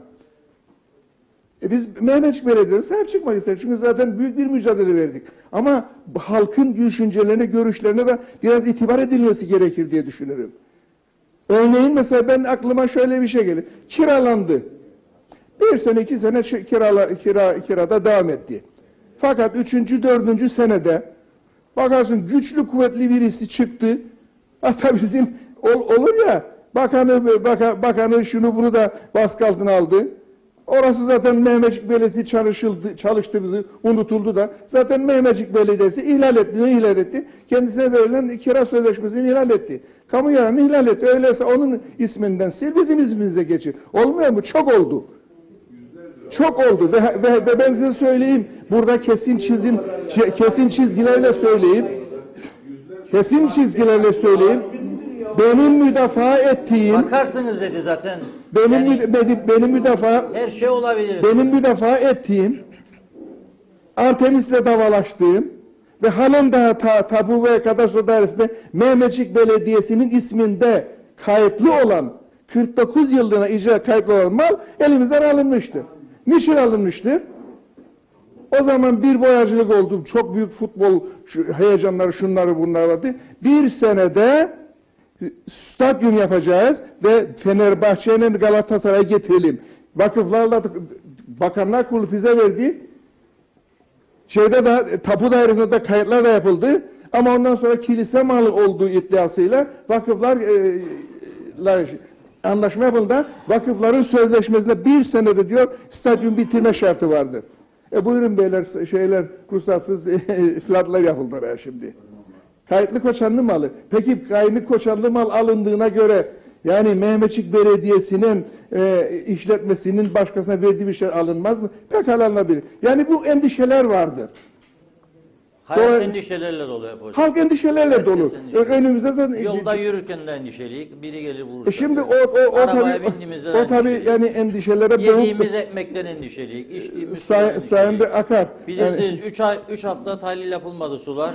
Nasıl suları 3 hafta içtik öyle hep endişe içinde. Her şey öyledir yani. Onun için dediğiniz doğru. Vatandaş endişeli. Belediye başkanı da dinleyecek. Hayır şimdi ondan sonra belediye başkanı bir savunma. Ben size önünüzde canlı misali verdim. Evet. Artemis önünde 40 dönümlük arazi, parsel 148 ve numaralı parsel 148 1, 148 2 diye ayrıldı. 148 1'e Artemis kendi salonu filan yaptığından dolayı yaptım dediler, artık öyleyse hiç olmadı onu sana verelim de artık çalış. Biraz aradan geçti, diğerini de aldı. Şimdi Mehmetçik Belediyesi'nin işletme ve tasarrufundan çıkarıldığı takdirde yani orasının gitmesi de muhtemeldir. Ve mesela ben şartnameyi okudum. Denir ki içerisinde plajı, restoran ama onun önü 100 metreye kamusal alandır. Yarın güçlü kuvvetli birisi orayı aldığı takdirde ben önündekini ben de kullanacağım der ki yani öyle bir yasal engel koyamayız kullanılması diye. Dolayısıyla endişeliyiz ama biz Mehmetçik Başkan'a da Mehmetçik Belediyesi'ne de yıllarca hizmet edip çok büyük saygımız vardır. Bir daha düşünelim. Yapılandırma yapalım. Hatta expert bu işten anlayan birisini madem ki o kadar para kazanabilen bir yerdir. Arkadaşlar çok güzel izah etti. Rekabeti olmayan bir yerdir. Yaz aylarında binlerce halk vardır. Yani halk var, müşteri var, rekabet yok ama biz kazanamayız. Ama ne için bizde bu kadar beceriksizlik olmaz ki? O zaman becerin birisini koyalım oraya. Hem güzel maaş da alsın hem de kar da getirsin. Evet. Ama kamu yararı olsun. Peki. Endişemiz budur. Teşekkür ederiz. İyi akşamlar. Evet. Hadi mikrofon belediye başkanına geçsin. Buyurun sizi de tanıyalım. İsmim Tevfik Haslıel, Mehmetçikliyim. Ben de bu platformun sözcüsüyüm. Şimdi burada halkımız bahsettiği gibi arkadaşlarım büyük endişe içerisindedir. Evet. Benim şahsi fikrim oraya yaz, kış, çalışsın, çalışmasın sürekli giden kişilerden biriyim. Gerçekten orayı da çok seven bir insanım. Burada eskiden bir aidiyet duygusu vardı. Bizde benim kanaatim odur ki orası özelleştirmeden veya kiralamadan ziyade orasının başından beri daha fazla halk plajı olmaya ihtiyacı var. Kanaatindeyim ben. Gerekse fiyat politikalarında, gerekse çevre düzenlemesi politikalarında iyileştirmeye ihtiyacı vardır. Yani her sorun olan yeri biz birilerine kiralayacak isek demek hiçbir kurum ayakta kalmaz. Tabii özel sektör düşmanı değilik. Ama burası bir tane var arkadaşların bahsettiği gibi ve de aynı fikirdeyim. Sorunlar vardı çünkü ben de gidip görüyorum, dinliyorum. Orayı seven bir insan olarak. Tabii ki oranın çok daha güzel, çok daha çalışır, çok daha güzel hizmet veren bir yer olmasını tabii ki herkes gibi ben de isterim. Ama bu demek değil her özel sektör çok iyidir veya kötüdür. Elimizdedir. Bütün yollar denenmeli. Kendi ödevimizi yapmalıyız. Önce başkasından çare beklemek yerine.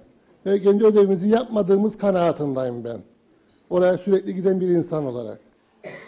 Maalesef ihmal edilmiştir. Edilmektedir. Kanaatindeyim ben. Teşekkür ederim. Peki. Arkaya vereyim bir.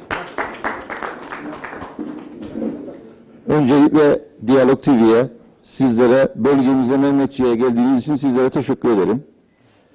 Halk tarafından seçilen Sayın Belediye Başkanımızın da halkın nabzını dinlemiştir.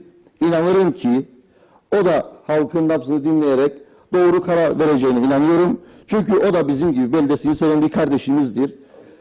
Ve özellikle burada gördüğüm için Sayın Sosyal Konutlar Müdürüm Ercan Beşeve'ye teşekkür ederim. Yeni belediye başkanıyla beraber işbirliği içinde devamlı görüştük ve 10 yıldır atılan bizim yolumuzun sanırım en erken zamanda ivedi bir şekilde hayata geçirilecektir. Sizlere teşekkür eder. Tekrar halk tarafından seçilen belediye başkanımıza nezaken rica ediyorum, halkın nabzını dinlesin ve ona göre karar versin. Teşekkür, saygı ve sevgilerimi sunarım. Ön tarafa hanımefendiye verelim. Buyurun, tanıyalım sizi de. Size geliyor. Bu akşamki ortamdan anladığım kadarıyla hep aynı olay üzerinde bir kısır döngüye girdik. Bence en erken bir zamanda başkanımıza söz verip farklı konularda da halkımızın görüş ve önerilerini almamız gerektiğini düşünüyorum. Evet. Bu bölgede hep sorunlar olmuyor, güzel şeyler de oluyor. Derneklerimiz var, faaliyetleri olan, bizim de bazı sorunlarımız var, yaptığımız çalışmalarımız var. Bunları da bir konuşalım. Bu kısır döngüden bir çıkalım. Bence kendi aramızda da konuşup bu sorunları aşabileceğimize inanırım. Tek bir konuya odaklanmayalım bu akşam. Farklı konuları da konuşup tartışabilelim. Ben bir eğitimci olarak okuldan yola çıkarak bazı şeyler söylemek isterim. Biliyorsunuz eğitim ayrılan pay çok düşük bir düzeyde. Ve köy okulları olarak biz bunları merkezlere göre daha çok yaşıyoruz. Çünkü biliyorsunuz eğitim ayrılan payın büyük bir kısmını özel okullar alırken merkezlere yakın okullar köylere göre daha fazla katkı alıyorlar ve biz köy öğretmenleri olarak maalesef velilerle karşı karşıya kalmak durumunda kalıyoruz. Zaman olur dilenci durumuna düşüyoruz. Bazı okuldaki ihtiyaçlarımızı karşılamak için mecburen veliye el açıyoruz ve bu el açma sonucunda da okul idareli ve öğretmen velilerle karşı karşıya geliyor. Bu bizi çok üzüyor çünkü oradaki çocuklar hepimizin çocukları. Biz bu yıl okul olarak çok güzel bir ilke imza attık Karpaz bölgesinde. 2 yıllık bir çalışmadan sonra Montessori eğitimine başladık okul öncesinde. Ve bu güzelliği maalesef çoğu velilerimiz ne olduğunu da bilmeden ve arkadaşlar siz bu okulda ne yapıyorsunuz diye bize de sormadılar. Ve biz Montessori eğitimini sürdürebilmek için bakanlıktan katkı alamadık. Velilerimize uzattık elimizi. Ve bu eğitimi sürdürürken de velilerle yine karşı karşıya kaldık. Çünkü Lefkoşa'daki, Mamosa'daki, merkezlerdeki velilerin maddi durumuyla kırsal bölgelerdeki velilerin maddi durumu aynı değildi. Bunu gayet siz de iyi biliyorsunuz. Ve biz artık öğretmen olarak velilerle karşı karşıya gelmekten, onlara yüz kızartmaktan, el açmaktan usandık. Son yıl biliyorsunuz bu yılın başında Türkiye medyasına kadar öğretmenlerin gönderdiği ihtiyaç listeleri düşmüştür. Ama hiçbir öğretmen inanın ki bu ihtiyaç listesini kendi evine götürmek için hazırlamamıştır. Bakanlığın yapmadığını yapmak çocuklarımıza çok daha iyi hizmet verebilmek için yapmıştır. Çünkü onlar bizim de çocuklarımızdır. Sanmayın ki onları biz doğurmadık ve babaları biz değiliz diye kendi çocuklarımızdan ayrı tutuyoruz. Onlar sizin olduğunuz kadar bizim de çocuklarımız. Teşekkür ederim. Bravo. Evet, başkanım siz de mi konuşuyorsunuz? Buyurun, tamam, başka konu olsun. Etmez, devam edin. Evet. Tanıyalım sizi. Havva Rozagi. Ben 10 yıldır Mehmetçik'te ekoturizm yaparım. Daha doğrusu yapmaya çalışırım. Bu proje TC Yardım Heyeti'nin Turizm Bakanlığı'nın teşviğiyle oldu. Teşvik dediysem yani bize hibe, para değil, para vermedi. Bizi bir güzel, affedersiniz, cesaretlendirdi. borçlandırdı. Bol tarafından yanlış proje, yanlış yapılandırmalarla büyük bir borçların altına sokulduk.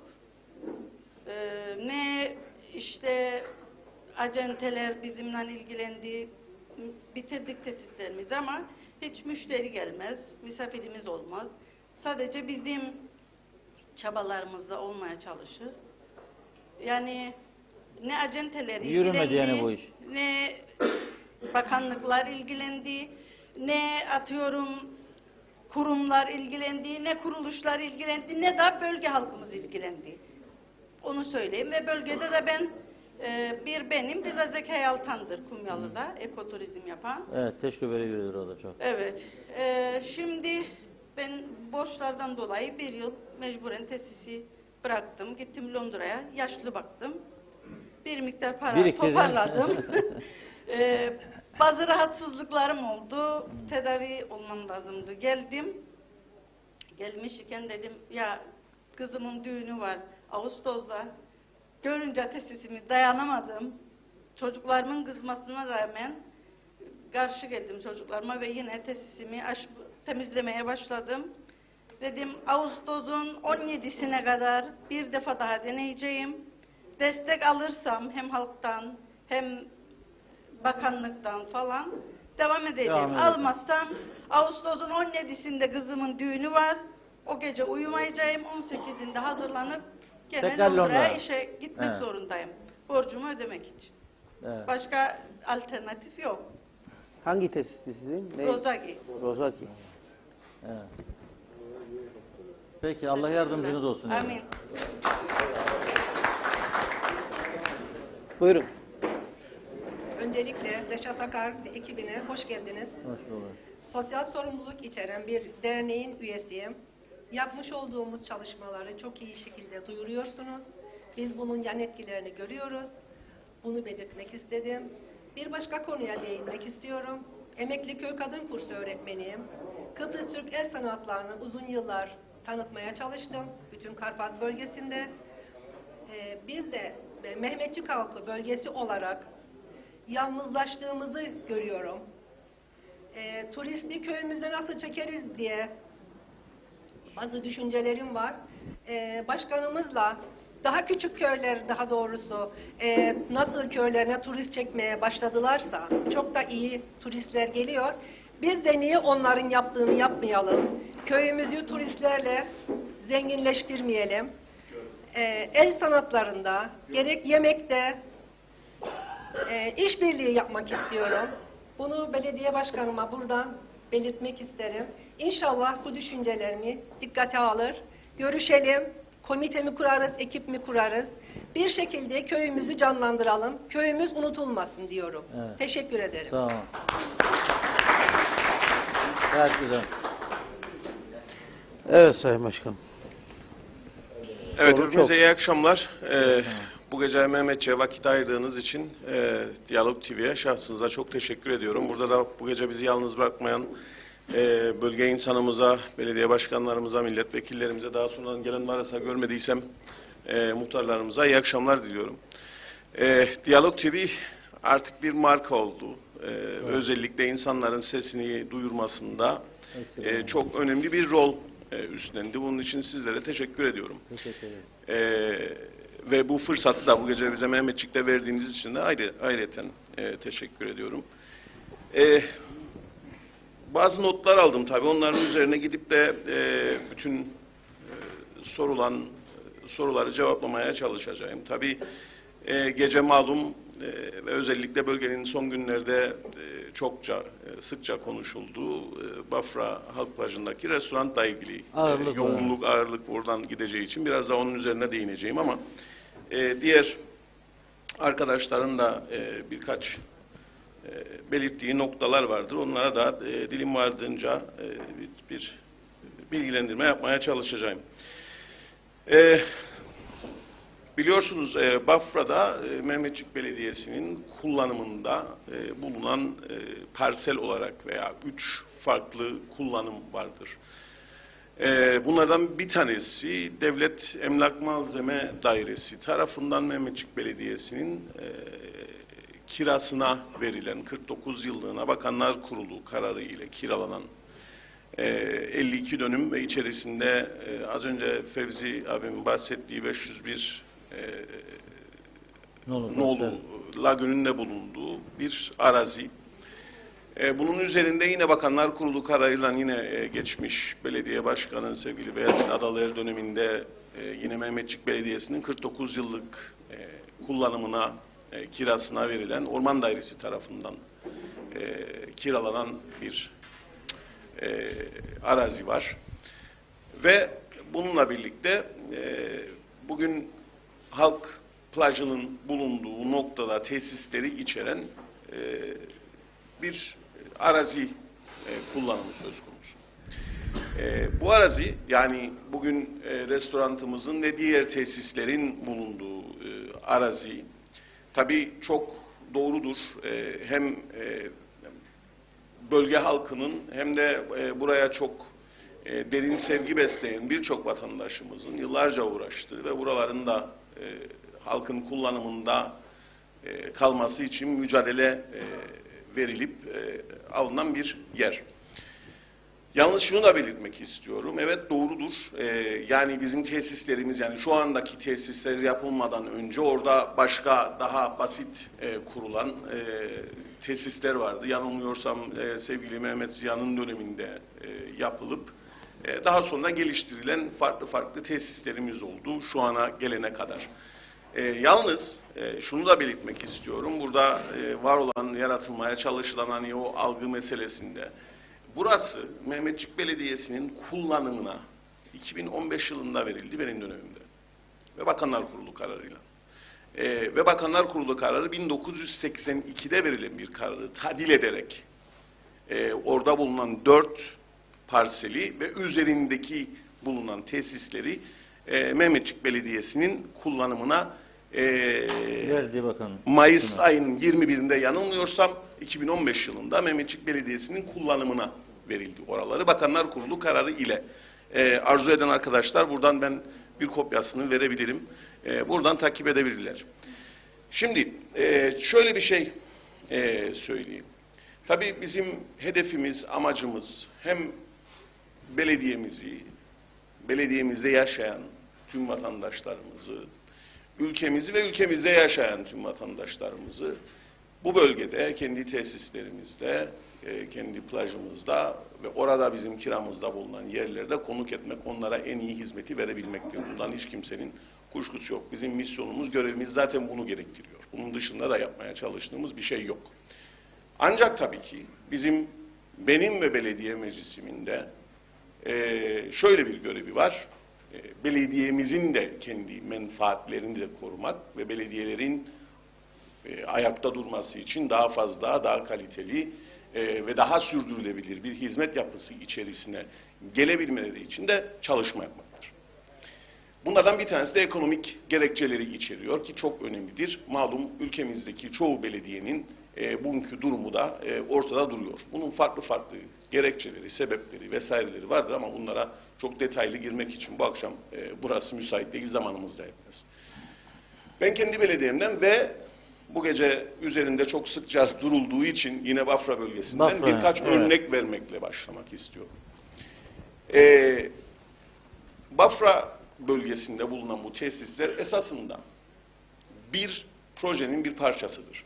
Tek bir proje ve sevgili Beyazıt Adalıer döneminde tasarlanan ancak sadece bir kısmı hayata geçirilebilen ki o bir kısmı da plajın üzerindeki tesislerdir. Ancak bir kısmı hayata geçirilen daha geniş kapsamlı bir projenin sadece bir kısmıdır. Onun dışında ve bu projelerin yapılacağını taahhüt ederek devletten ve orman dairesinden kiralanan arazilerin üzerine 2006 yılından itibaren maalesef bir şey yapılamamıştır bugüne kadar. Ancak tabii bu yerleri tutabilmemiz için, yani bizim kullanımımızda olmalarını sağlamak için o dönemde hazırlanan bir kira sözleşmesi de vardı. 2006'dan 49 yılına 2056 yılına kadar bir kira sözleşmesi var. Hem Devlet Emlak Dairesi ile hem de Orman Dairesi ile. Bunlara bugüne kadar arkadaşlardan ben bugün muhasebeden baktırdım. Yani yanlış rakam, abartı rakam söylememem için. Orman Dairesi'ne Mehmetçik Belediyesi o yıldan günümüze kadar 28.127.83 dolar ödedi. 28.127.83 dolar. Devlet Emlak Dairesi'ne de diğer araziler için 75.623.51 dolar ödendi. 2006'dan dolar yani. Günümüze kadar. Dolardır bunlar, evet. Yani ikisini topladığımızda 100.000 doların üzerinde Mehmetçik Belediyesi kasasından üzerine hiçbir yatırım yapılmayan bugüne kadar toprağa Mehmetçik Belediyesi 100.000 doların üzerinde kira ödedi. Bu benim kabul edebileceğim, bir belediye başkanı olarak kabul edebileceğim bir şey değildir. Çünkü ben belediyemin menfaatlerini korumak zorundayım. Bu para, bu belediyeye vatandaşlarımızın ödediği vergiler, belediyeye yaptığı katkılar ve yine bu belediyenin elde ettiği gelirlerden oluşan bir paranın havaya atılıp heba edilmesiydi. Bu bir. Restoran kısmına geldiğimizde ben 2014 yılında belediyeye seçildiğimde yine tesisle ilgili, yani restoranla ilgili esasında, yok ki yani plajla ilgili değil ama restoran ve restoranın mali yapısı ile ilgili sorunlu bir devir teslim yapıldı. Yani devraldığımızda da içerisinde yine piyasaya borcu olan ve verimli olmayan, ekonomik bir şekilde yürütülemeyen, hatta o zaman daha az hizmet veren bir yapı vardı orada. Biz dedik ki bunu sürdürülebilir bir yapıya getirebilir miyiz? Ve 4 yıl inanın o dönemde benimle birlikte çalışan, bugün de belediye içerisinde, belediye meclisinde bulunan arkadaşlar da var, belediye meclis üyeleri. Onlarla 4 yıl bu tesisin, yani restoran kısmının daha iyi hizmet ama belediyeyi de maddi olarak bir zarara sokmayan bir hale getirebilir miyiz, nasıl getirebiliriz diye sürekli bir savaş verdik. Bunu da yaparken tesisin ayağa kalkması için de belediyemizden, yani belediyenin ana kasasından bu tesise 4 yıl içerisinde sadece katkı olarak, mali katkı olarak 4 yıl içerisinde 491.000 TL para nakit aktardık. Bunları paylaşmaktan hiç çekince duymuyorum. Yani bunun gizli saklı vesaire bir tarafı yok. Bununla birlikte diğer işte personel giderlerini de vesaireyi de koyduğumuzda, bakım onarımıdır, izaz ikramıdır, bunları da koyduğumuzda 4 yıl içerisinde belediye kasamızdan bu tesisin hayatta ve ayakta durabilmesi için 2.221.000 TL yatırdık. 4 yıl içerisinde. Ama bu tesis, yani restoran kısmı ki 12 ay hizmet veren bir tesistir, bir türlü ayağa kalkamadı. Farklı yöntemler denedik. Bugün orada idari olarak kadroda bulunan bir arkadaş aldık. Turizm otelcilik lisans mezunudur. Onu koyduk. Çok kaliteli aşçılar istihdam ettik. Menümüzü çok genişlettirdik. Tesisin hizmet, yani sahil kısmına çok daha kaliteli bir hizmet götürdük vesaire ve yaz aylarında doğrudur. Çok ciddi bir şey var orada. Yani bir talep var oraya vesaire. Ancak şunu gördük bu 4 yıl içerisinde ve ben de şu kanıya vardım. Diğer arkadaşlarla birlikte bunları sürekli tartıştık. Bu tartışmalarda yaşanırken bunun uzmanlarına da danıştık. Yani işte yatırım uzmanları, işletme uzmanları vesairelerle de bunları aylarca tartıştık, konuştuk vesaire. Ve vardığımız nokta şu: belediyelerin veya kamu kuruluşlarının bu mevcut idari yapıları içerisinde, yani mevcut yasalar çerçevesinde ve bu yasaların hükmettiği kurallar çerçevesinde bu gibi tesisleri, yani turistik anlamda kullanılan tesisleri, yani işte restoran olsun, otel olsun, bungalov olsun, bu tarz şeyleri verimli işletemeyeceği, sürekli zarar edeceği, bu zararın da yine belediyeleri bir şekilde başka türlü zarara sokacağı ve artık bu ülkede kamu özel ortaklıklarının kaçınılmaz ve gerekliliği üzerinde bir mutabakat sağladık. Ben artık bu noktadayım. Evet, doğrudur. Bizim özelden korkmamamız gerekiyor. Ben anlamıyorum. Yani beni suçluyorlar, işte nasıl konuşabilir bir CTP'li belediye başkanı böyle diye, ama hayır, realitelerdir bu. Bunları da söylemekten artık ben çekinmiyorum. Özel ile kamunun birlikte çalışabileceği ve birlikte daha iyi başarı elde edebileceğine ben artık gönülde inanıyorum. Bunun denenmesi gerekliliği üzerinde de ısrarla duruyorum. Yani böyle kar payından da alınacak bir şeydir bu düşünceniz. Şimdi yani, kamu özel ortaklığı derken. Yani evet, yani kamu ile özelin birlikte çalışabileceği, yani kamunun da yönetsel anlamda, işletmecilik anlamında özelle birlikte çok daha başarı elde edebileceği inancını taşıyorum. Bunu da söylemekten çekinmiyorum. Çünkü önümüzdeki bütün realiteler bize bunu gösteriyor. Az önce Reşat Bey de söyledi. Bunların birçok örneği vardır. Bunları Kıbrıs'ta hep birlikte yaşadık. Hep birlikte yaşıyoruz. İşte Kıbrıs Türk Hava Yolları'ndan tutun KAS örneği vesairesi. Bunları her gün yaşıyoruz. Ve bunu geniş anlamda da baktığımızda Kuzey Kıbrıs'ta bulunan 28 belediyenin içerisinde belediyelerin işlettiği bütün tesislere de baktığımızda hiçbirinde bir verim göremezsiniz. Hiçbirinde. Ben bugün Dip Karpaz Belediye Başkanı'yla da bu konuyu konuştum. Onun da birçok tesisi var. Bungalov, otel, restoran vesaire. Bir şey anlamıyor, sürekli bir takviye.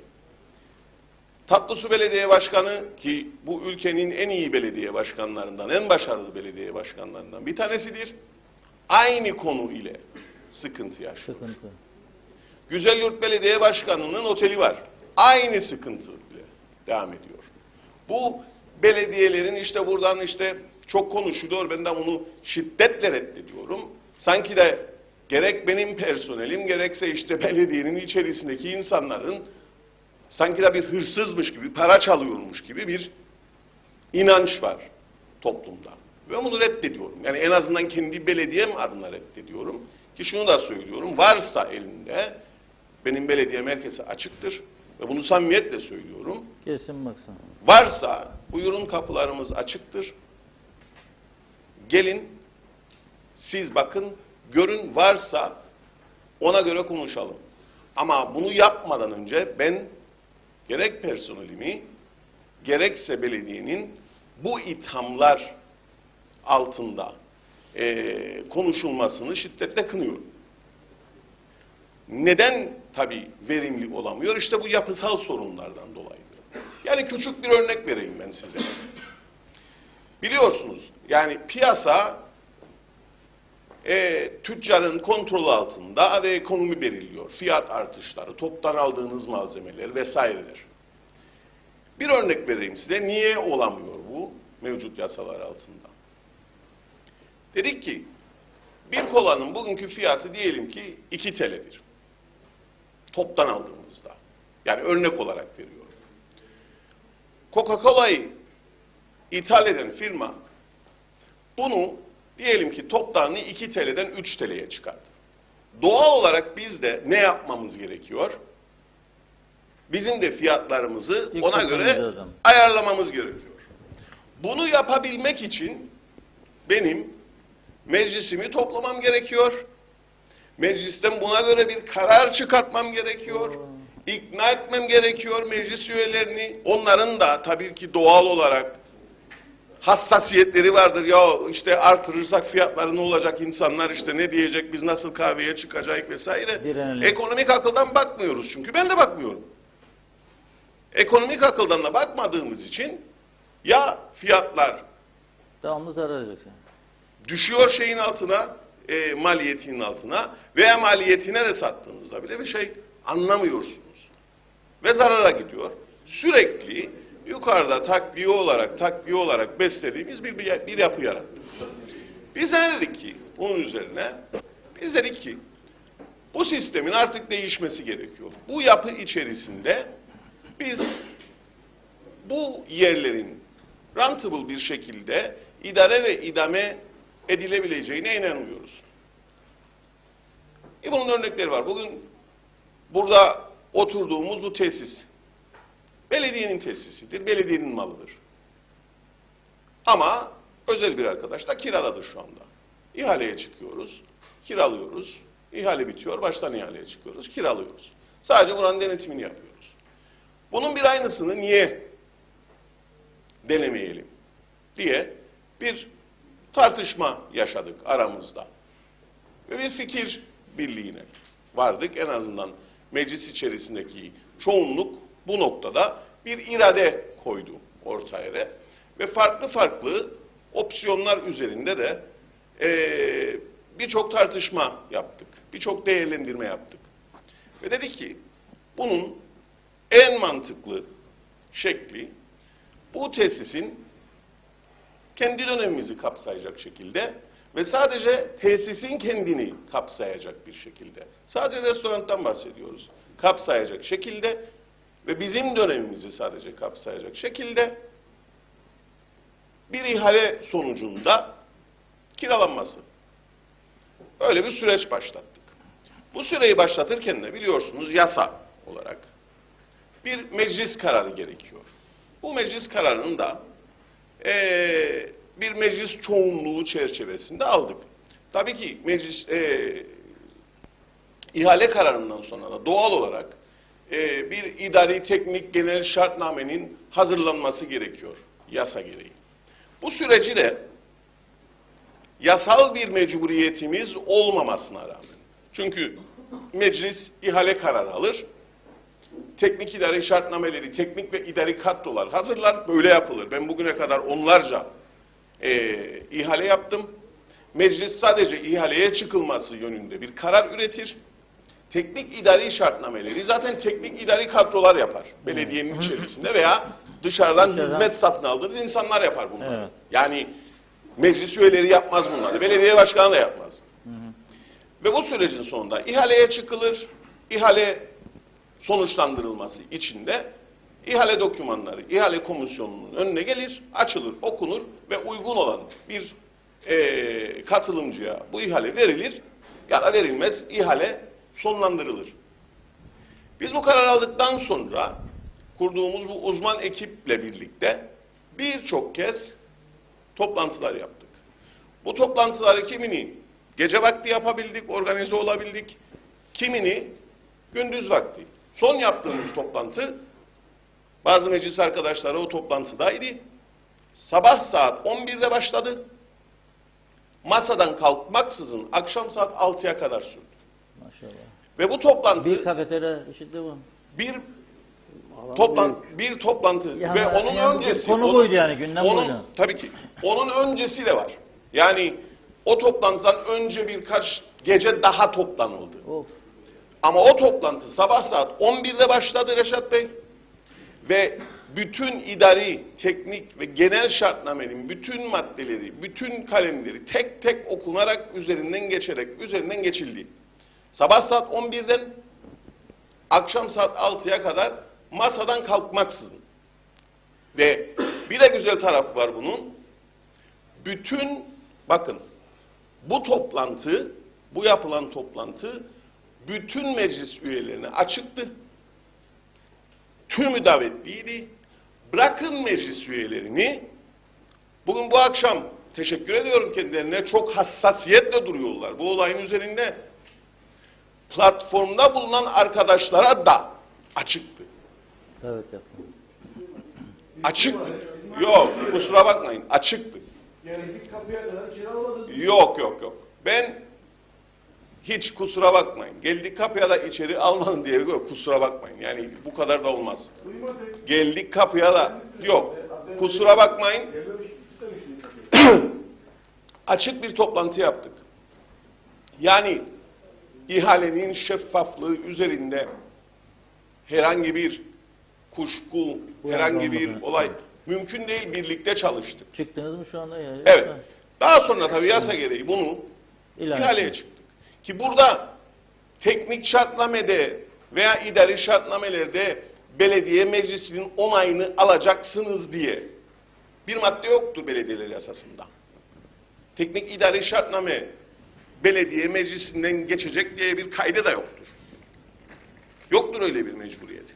Belediye meclisinin yetkisi ihaleye çıkılma kararıdır. İhaleye çıkıldıktan sonra teknik idari şartnameler, dediğim gibi teknik idari şartname kadroları tarafından yapılır. Ama biz yine de davet ettik. Hassasiyeti bildiğimiz için. İhaleye çıkalı siz kaç gün oldu? 21'inde sonuçlanacak. Bu ayın. Bu ayın. 20 Mart'ın, 15 gündür yasal süreç. Ha tabii şunu da söyleyeyim. Bu bir yöntemdir. Yağıyor mu teklifler yoksa? Yok. Biz şunu da söyleyeyim. Hani bazı arkadaşlar işte bunun bir peşkeş vesaire falan olduğu noktasında çok yüksek sesle bunu dillendiriyorlar. Ama inanın Şu ana kadar bizim hiç orada yok yani. hedeflediğimiz Hiç başvuru yok yani şu ana şu ana kadar yok. Bizim orada hedeflediğimiz bugün belediye web sayfasında da okuyabilirsiniz. Dosya oradadır. Bütün sayfalarıyla beraber oradan herkese açıktır, okunabilir. Ve öyle bir ihale dosyası hazırladık ki gerçekten çok zor. Hem mali olarak çok zor, hem idari olarak çok zor, zorlayıcı bir şeydir. Yani biraz önce işte hasip veya ISO 22000'den bahsettiler. Evet doğrudur, istiyoruz. Çünkü istiyoruz o kalitede bir yerin çalıştırılmasını. Ve onun içerisinde sürekli de diyoruz ki burası halkın kamusal menfaati için de açık olacak. Restoranı da açık olacak. Plaja da insanlarımız istediği gibi girip çıkacak. Bunda herhangi bir engelleme olmayacak. Ama bu tesis de bizim halkımıza, bizim bölgemize yaraşır bir şekilde bir hizmet vermek mecburiyetindedir. Bunun içindir ki işte hasip olsun, ISO 22000 belgeleri olsun, bunları da istiyoruz. Çünkü gelecek olan, eğer varsa bir iki çıkacak bu ihaleden, gelecek olan bu insanlar da bizim halkımızın, vatandaşımızın layık olduğu kalitede hizmet verebilsin. Ben bu toplumun bunu hak ettiğine inanıyorum. Evet. Bu toplum alt seviyede, düşük kalitede vesaire sırf belediyenin elinde kalacak diye bir tesis de aman da gidecek falan diye bir hizmet alma eksikliğine maruz bırakılamaz. Bu insanlar, bu toplum kaliteli hizmet Peki almak. Bu platformdaki arkadaşlarla bir toplantı yapacağınız. Evet, bu platformdaki arkadaşların bir kısmı sağ olsunlar belediyeye geldiler, benimle görüşmek istediklerini söylediler. Oturduk bu arkadaşlarla aşağı yukarı 3,5-4 saat çok hoş, çok güzel bir sohbet gerçekleştirdik. Kendi kendimizi birbirimizi anlamaya çalıştık. Sıkıntılarımızı, endişelerimizi, ki şunu açık gönüllükle söylüyorum. Bu arkadaşların hissettiği endişelerin kat kat fazlasını ben hissediyorum. Çünkü gailemiz var. Onların da gailesi vardır, bizim de gailemiz vardır.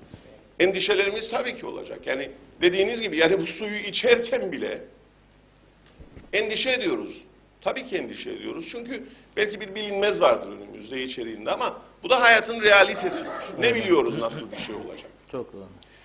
Ancak bu arkadaşlarla görüştükler, diğerleri de yani gelmedi, bir talepleri olmadı, benimle görüşmek istediklerini ne telefon ne de belediyeye gelerek hiç bir temas kurma ihtiyacı hissetmediler. Bu bahsettiğim 3 arkadaşın dışında.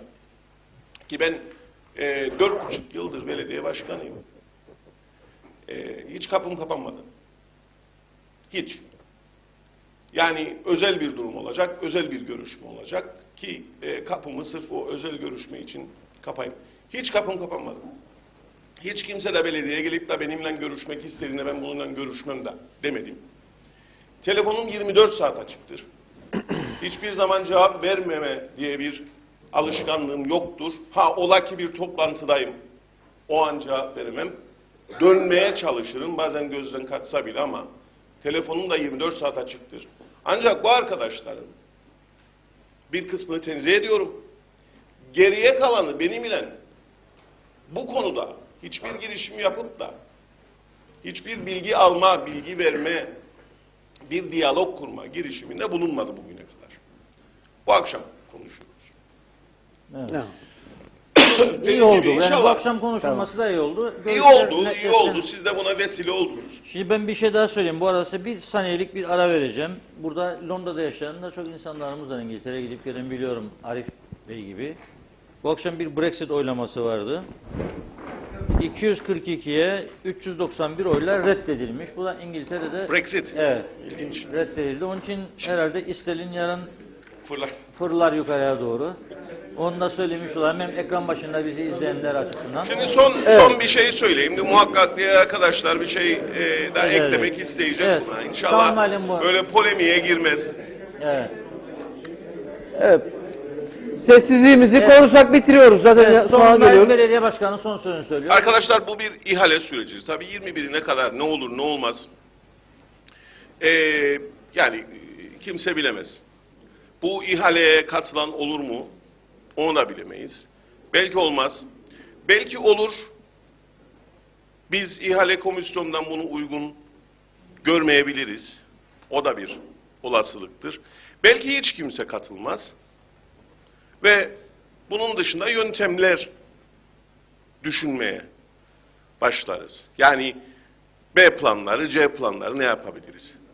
Ama şu bir realitedir ve şunu söylüyorum. Belediye tesislerinin şu andaki mevcut yapı içerisinde bu şekliyle çalıştırılması mümkün değildir. Bunun farklı yöntemlerini aramak zorundayız. Tabii bunları da yaparken halkımızın da menfaatini, çıkarlarını, ihtiyaçlarını ve hassasiyetlerini de göz önünde bulundurmak zorundayız.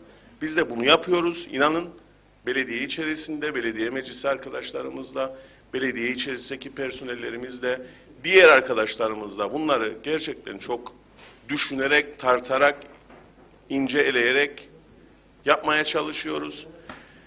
Ve umarım ki bu belki de Mehmetçik Belediyesi'nin bu girişimi ülkede bir ilk değildir belki ama bu kadar tartışılır bir ilk oldu.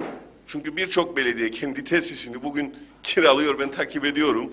Ona hiçbir ses çıkmıyor sağdan soldan.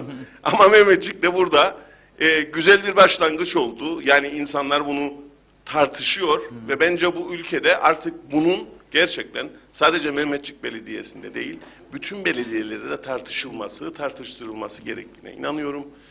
Çünkü ancak bu şekilde hem belediyelerin mali olarak, ekonomik olarak yapılarının korunması noktasında girişimler başlayabilir.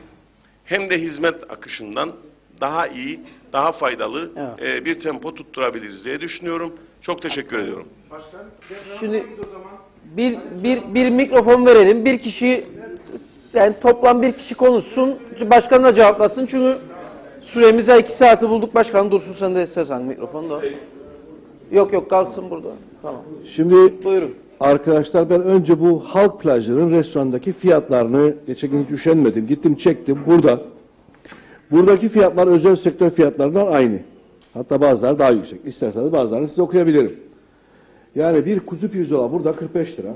İşte bir rakı 80 lira falan. Bütün sayfaları çektim. Yanımda duruyor. Oradaki fiyatlar özel sektör fiyatlarıyla yarışacak düzeyde. Hiç de halk plajı fiyatları değil. Yani orada sizler de biliyorsunuz yazda biz istemesek bile oraya gelen binlerce insan var. 10 binlerce insan var. Az önce konuştuklarımın birazını tekrarını yapacağım. Sayı sürekli artıyor. Siz diyorsunuz ki bu fiyatlara zarar etmemesi lazım. Asla öyle mi? zarar edemez. Nasıl eder? Zaten Bakın, o zaman? Maaşlar mı çok yüksektir bir oradaki? dakika. Söyleyebilir miyim? Yani çünkü... Şimdi rakamlar ortada. Bak tekrar söyleyeceğim. Restoranın geçen yılki cirosu aklımda kaldığı kadardan 800.000 TL. Tam 800.000 TL mi? Artı biraz somut konuşalım. 1,5 milyon toplamı cirosu var. 2 milyon 221 bin lira attık diyor başkan. O geriye kalan arazilerin kiralarından bahsediyor. Şimdi restoranın bizzat kendi restoranın kendisini zarar etmesi mümkün değil. Çünkü cirosu 800.000 TL. Şezlonglar 400 küsur bin TL ciro yapıyor. Neredeyse %100 karla yapıyor. Büfe de öyle. Yani toplam oranın geliri 1,5 milyon. Ama giderler kısmında yani daha önceki belediye başkanlarının sözleşmelerinden kaynaklanan bazı giderler olabilir. O dediği dolarlı giderler olabilir. Ama biz restoranın özelleştirilmesinden bahsediyoruz. Restoranın kiralamasından bahsediyoruz. Yani suçlu restoran değil. Suçlu restoran değil arkadaşlar. Ve üstelik oraya nüfus artıyor, sürekli artıyor. Tamam. Yani orayı kiralamak altın yumurtlayan tavuğu özele vermektir. Bir restoranı çalıştıramıyorum diye ısrar etmeye devam ederse başkan, kusura bakmasın ama biz onu da istifaya devam edeceğiz. O zaman bir restoranı çalıştıramıyorum diye ısrar ediyorsa istifası gitsin. İstifası gitsin. Bir restoranı çalıştıramıyorum ne demek? Çok ayıp. Yani bir restoranda çalıştıramıyorum diye ısrar etmenin bir anlamı yok. Çalıştırılabilir. Şezlonglar da daha iyi çalıştırılabilir. Büfe de daha iyi çalıştırılabilir. Ve nüfus artıyor, gelirimiz artacak. Biz o geliri birilerine niye verelim? Niye verelim? O gelirle biz kalkınabiliriz. Bütün beldenin ihtiyaçları karşılanabilir. Sadece oraya bakışı değiştirelim. Yani biz oraya çalıştırabiliriz de geçelim. Çalıştıramazdan çalıştırabilir geçelim. Ve neyse oranın zafiyetleri giderelim. Peki. Oranın zafiyetleri giderildiği anda altın yumurtlayan tavuk ve beldemizin bütün ihtiyaçları karşılayacak bir tesistir orası. Tamam. Yani şu aynı şeye geliyoruz. Şimdi Evet. Mustafa Bey bir şey söylemek istiyorum ama. Bir saniye. Buyurun. Bir şey söyleyeyim. Ya başkandan tek ricamız referandum ya. Demokrasinin en önemli kısmı referandum. O halk %51 oy versin, ne isterse yapsın. Peki, tamam. Ha, bir ikincisi zarar ediyor. Yazları bana kendisi söyledi. Ben idim tartışan kendisiyle. Yazları kar ediyoruz ama kışları zarar. Kapat kışları. Kapat ya da bir kahveci bırak Nescafe yapsın orada. Zarar etme ama vermeden. İstediğimiz bu. Peki. Tek bir şey daha söyleyeceğim. Bu kadar önemli bir kararı alırken meclise gitmeden önce, meclis çoğunluğu elinde olduğu için ona güvendi. Meclise gitmeden önce meclisteki arkadaşlarımızla Aylin aracılığıyla biz ona dedik ki böyle bir kararı almadan önce halkı topla. Belde halkına duyurular yap. Gerekirse bir toplantı, gerekirse 10 toplantı yap. Sen çalıştıramıyorum diyorsun. Bu bölgede yüzlerce iş adamı var. Ben de özel sektörden gelmeyeyim. Ben de kendisine yardımcı olabilirim. Bana gerek yok. Yüzlerce insan var bölgede. Yani meclis kararı almadan olarak önce... siz de alabilirsiniz ama. Efendim? Platform olarak siz de Alamayız. Çünkü o 5 yıllık İSO belgesi istiyor. 1,5 milyon TL teminat istiyor falan filan. Ayrıca platformun öyle bir ailesi yok. Platform onun için kurulmadı. Platform belde halkının sözcüsüdür. Evet.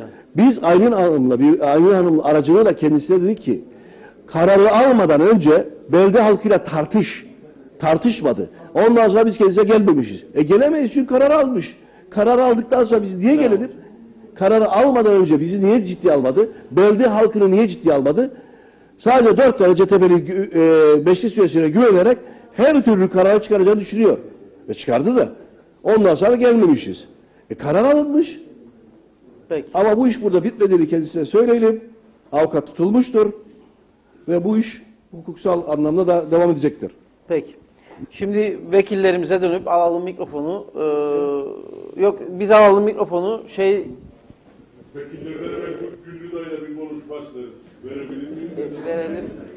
Bitirmeye çalışıyorum ama. Güllü dayıyla bitirelim işte. Hadi. Güllü dayı mı? Neyse ben gidiyorum artık. Gidiyor. Bakandan belki de bir daha birbirimizi görmek nasip olmaz. Eğer bir daha birbirimizi görmek nasip olmazsa ben sana hakkımı helal ederim. Sağ ol. Yalnız bak buna nasihatlanmayı dine. Savaş meslik cesaret ister. Korkaklar çapık vurulur. Yurt için çarpışmanın Tanrı'ya ibadet olduğunu unutma. Bu topraklar altında binlerce şehit yatıyor. Onlar da tatlı canlanır bizler hiç vermezler mi? Kutlaya karşı dön. Ya Rabbim de günahsız insanların ahlarının yanlarına bırakma. Yavrularımızı hürriyet güneşinden mahrum etme. Evet inanıyorum buna. Daha düne kadar kanlı kefende yine mezara gömdüğümüz yavrularımızın intikamı alınacaktır. Dağlarından yağ, ovalarından bal akan bu toprakları vermemek için çalıştık. Hey gidi düşman hey. Kayınlı ülkelerimizi birer veraneye çevirdi. Sayısız da canlara gittikten sonra şimdi de toprakların kıçına olarak kaçıyor. Nerede kaldı o kahramanlar? Tarih huzurunda suçlusun. Elbet bir gün bu suçunu itiraf edeceksin. Şu dağlardan kimler geldi, kimler geçti belli değil. Şu kayaların dil olsa da söylese. Şu çam diplerinde nice destanlar yazılır. Çay yüzünde buluşup hep beraber yola çıkalım de demin Reşat'a kar haber gönderdi. Düşman top yatağına geldi. Silah tutan gençlerimiz de dala çekildi. Bari bunun yüzünü görmeden bir buradan aysam. Aziz vatandaşlarım ve pek muhterem köylü ve kentli kardeşler. Günlerdir kasık kavrulduğumuz bu seçim kampanyasında sizleri görmek, sizleri daha yakından tanımak kaygısıyla ben de koşup katıldım. Bu sene sensin garantisi. Dipsiz duyulur, Dipsiz kuyular gibi anlatır bakışlarınızdan okudum. Ve kendi kendime soruyorum. Evet. Tamam. Kendi öldediği yerde ölen, sanki bit diye de biten bir insansınız. Sizin haklarınızı gasp edenlere soruyorum. Uzun yıllardır süre gelen silahlı mücadelemiz yavaş yavaş siyasi sahaya kaymak üzere arkadaşlar. Lafla değil, fiiliyat lazımdır ve yerinizi bana verin. Evet. Teşekkür ettik. Tamamdır. Bir soru ben sorayım Gülü dayıya. Bu akşam dinlediğin. Plaj kiralansın mı, gazino kiralanmasın? Sen ne diyorsun? Ben siyasete girmemek. Evet.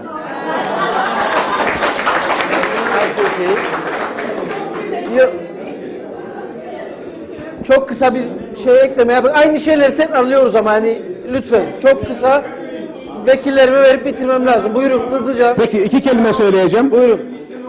Sayın Başkan. Buyurun. Sayın Başkan diyor ki toplantı yaptı 3 gün arka arkaya ve hatta bir toplantısını saatlerce sürdürdü. Peki fiyat belirlerken, yani 3 gün arka arkaya, 4 gün arka arkaya ve saatlerce toplantı yapabiliyorken ekonomik sebeplerden ötürü toplantı nasıl olur da yapılamaz? Vallahi çok büyük soru işaretidir bu. Yani nasıl olur da ekonomik sebeplerden bir yerde bir artış olacaksa, bir fiyat artışına gidecekse, meclisi toplayamıyorum diyor veya geç toplayıyorum ama başka amaçlar için saatlerce toplantı yapabiliyorlar. Evet. Peki. Tamam mı? Mesut Bey nerede? Mesut Bey'i görmüyorum ha. Buyurun Sayın Vekilim. Evet. Biraz arkada kaldığınız ayağı almamız lazım sizi. Evet, kısa olsun yani. Kısa kısa verelim, bitirelim. Evet. Öncelikle herkese iyi akşamlar. Aytuğ Bey, bir de Reşat Bey, size de canı gönülden, kalben çok teşekkür ediyorum. Bölgemize vermiş olduğunuz ilgi ve alakadan dolayı. Çünkü birkaç hafta önce de Yeşilköy'deydik. Hemen akabinde de Mehmetçik'teyiz şimdi. O nedenle bir kez daha çok teşekkür ediyorum. Tabii gönül isterdi ki biraz daha beldenin daha farklı sorunlarını ele alalım ama en büyük sorun... İlk başta yetişmediniz. İlk başta onları konuştuk. Evet, ben biraz değineceğim onlara. Tabii Bafra Halk Plajı konusu, restoran işletmesinin devredilmesi konusuydu zaten en büyük konu. Çok fazla değinmeyeceğim. Ona zaten bütün vatandaşlarımız bununla ilgili hassasiyetlerini bildirdi. Sayın Başkan da bir takım cevaplar verdi ama ben de kendisine ufak tefek bir takım sorular soracağım. Çünkü şimdi merkezi hükümette olan bir kişi olarak ve bütçe komitesinde olan bir vekil olarak biz de birçok şeylere, özellikle bu belediyelerin durumlarına baktığımız zaman bu belediyelerin %80'inin batmasının en büyük nedenlerini de bilen bir kişi olarak şunu söyleyeceğim. Şimdi belediyenin elinde olan bu işletme zarar ediyorsa yarın öbür gün özele verildiğinde özel bir firma bunu nasıl kâra geçirecek? Yani ben de turizmden gelen bir kişiyim. Hemen bu yanı başında Kaplıca'da kalıyorum. Amcam da bu işi yapıyor. Ve de biliyorum ne kadar zorluk çekiyor Sayın Başkanım da bu gibi tesisler. Çünkü kuytu köşede olduğu için senenin 3 ay 4 ay işler, 8 ay işlemez. Ama şöyle bir gerçek var. Belediye buradan zarar ediyorsa ben özel bir kişi olarak aldığımda ben bunu nasıl kâra geçireceğim? Şimdi burada ciddi anlamda bir takım nedenler var ama bu nedenleri sağlıklı bir şekilde kamuoyuna duyurmak lazım. Ben nedenini bilmiyorum ama %90'da hesap edebiliyorum ki bunun da en büyük gider kalemi de personel gideridir herhalde. Şimdi 2.200.000 civarı ayakta durabilmesi için bir para ödendi. Yani tadilata ve vesaire. Ama sonuç olarak da bakıldığında ayakta durma gibi bir pozisyonu olmadı. Tabii bunun nedenleri nedir? Esas nedenleri. Yani buradaki ana kalem nedir? O nedenle ben kendisinden sadece son bir yılın bu tesisin bilançosu nedir? Gelir gideri nedir? Karı zararı nedir? Ve oradaki en büyük gider kalemi bana sorarsanız personel gideridir. Ve o personel gideri nedir? Onu bir söylerseniz biz de ona göre hesabının kitabını yapalım. Çünkü şöyle bir durum var.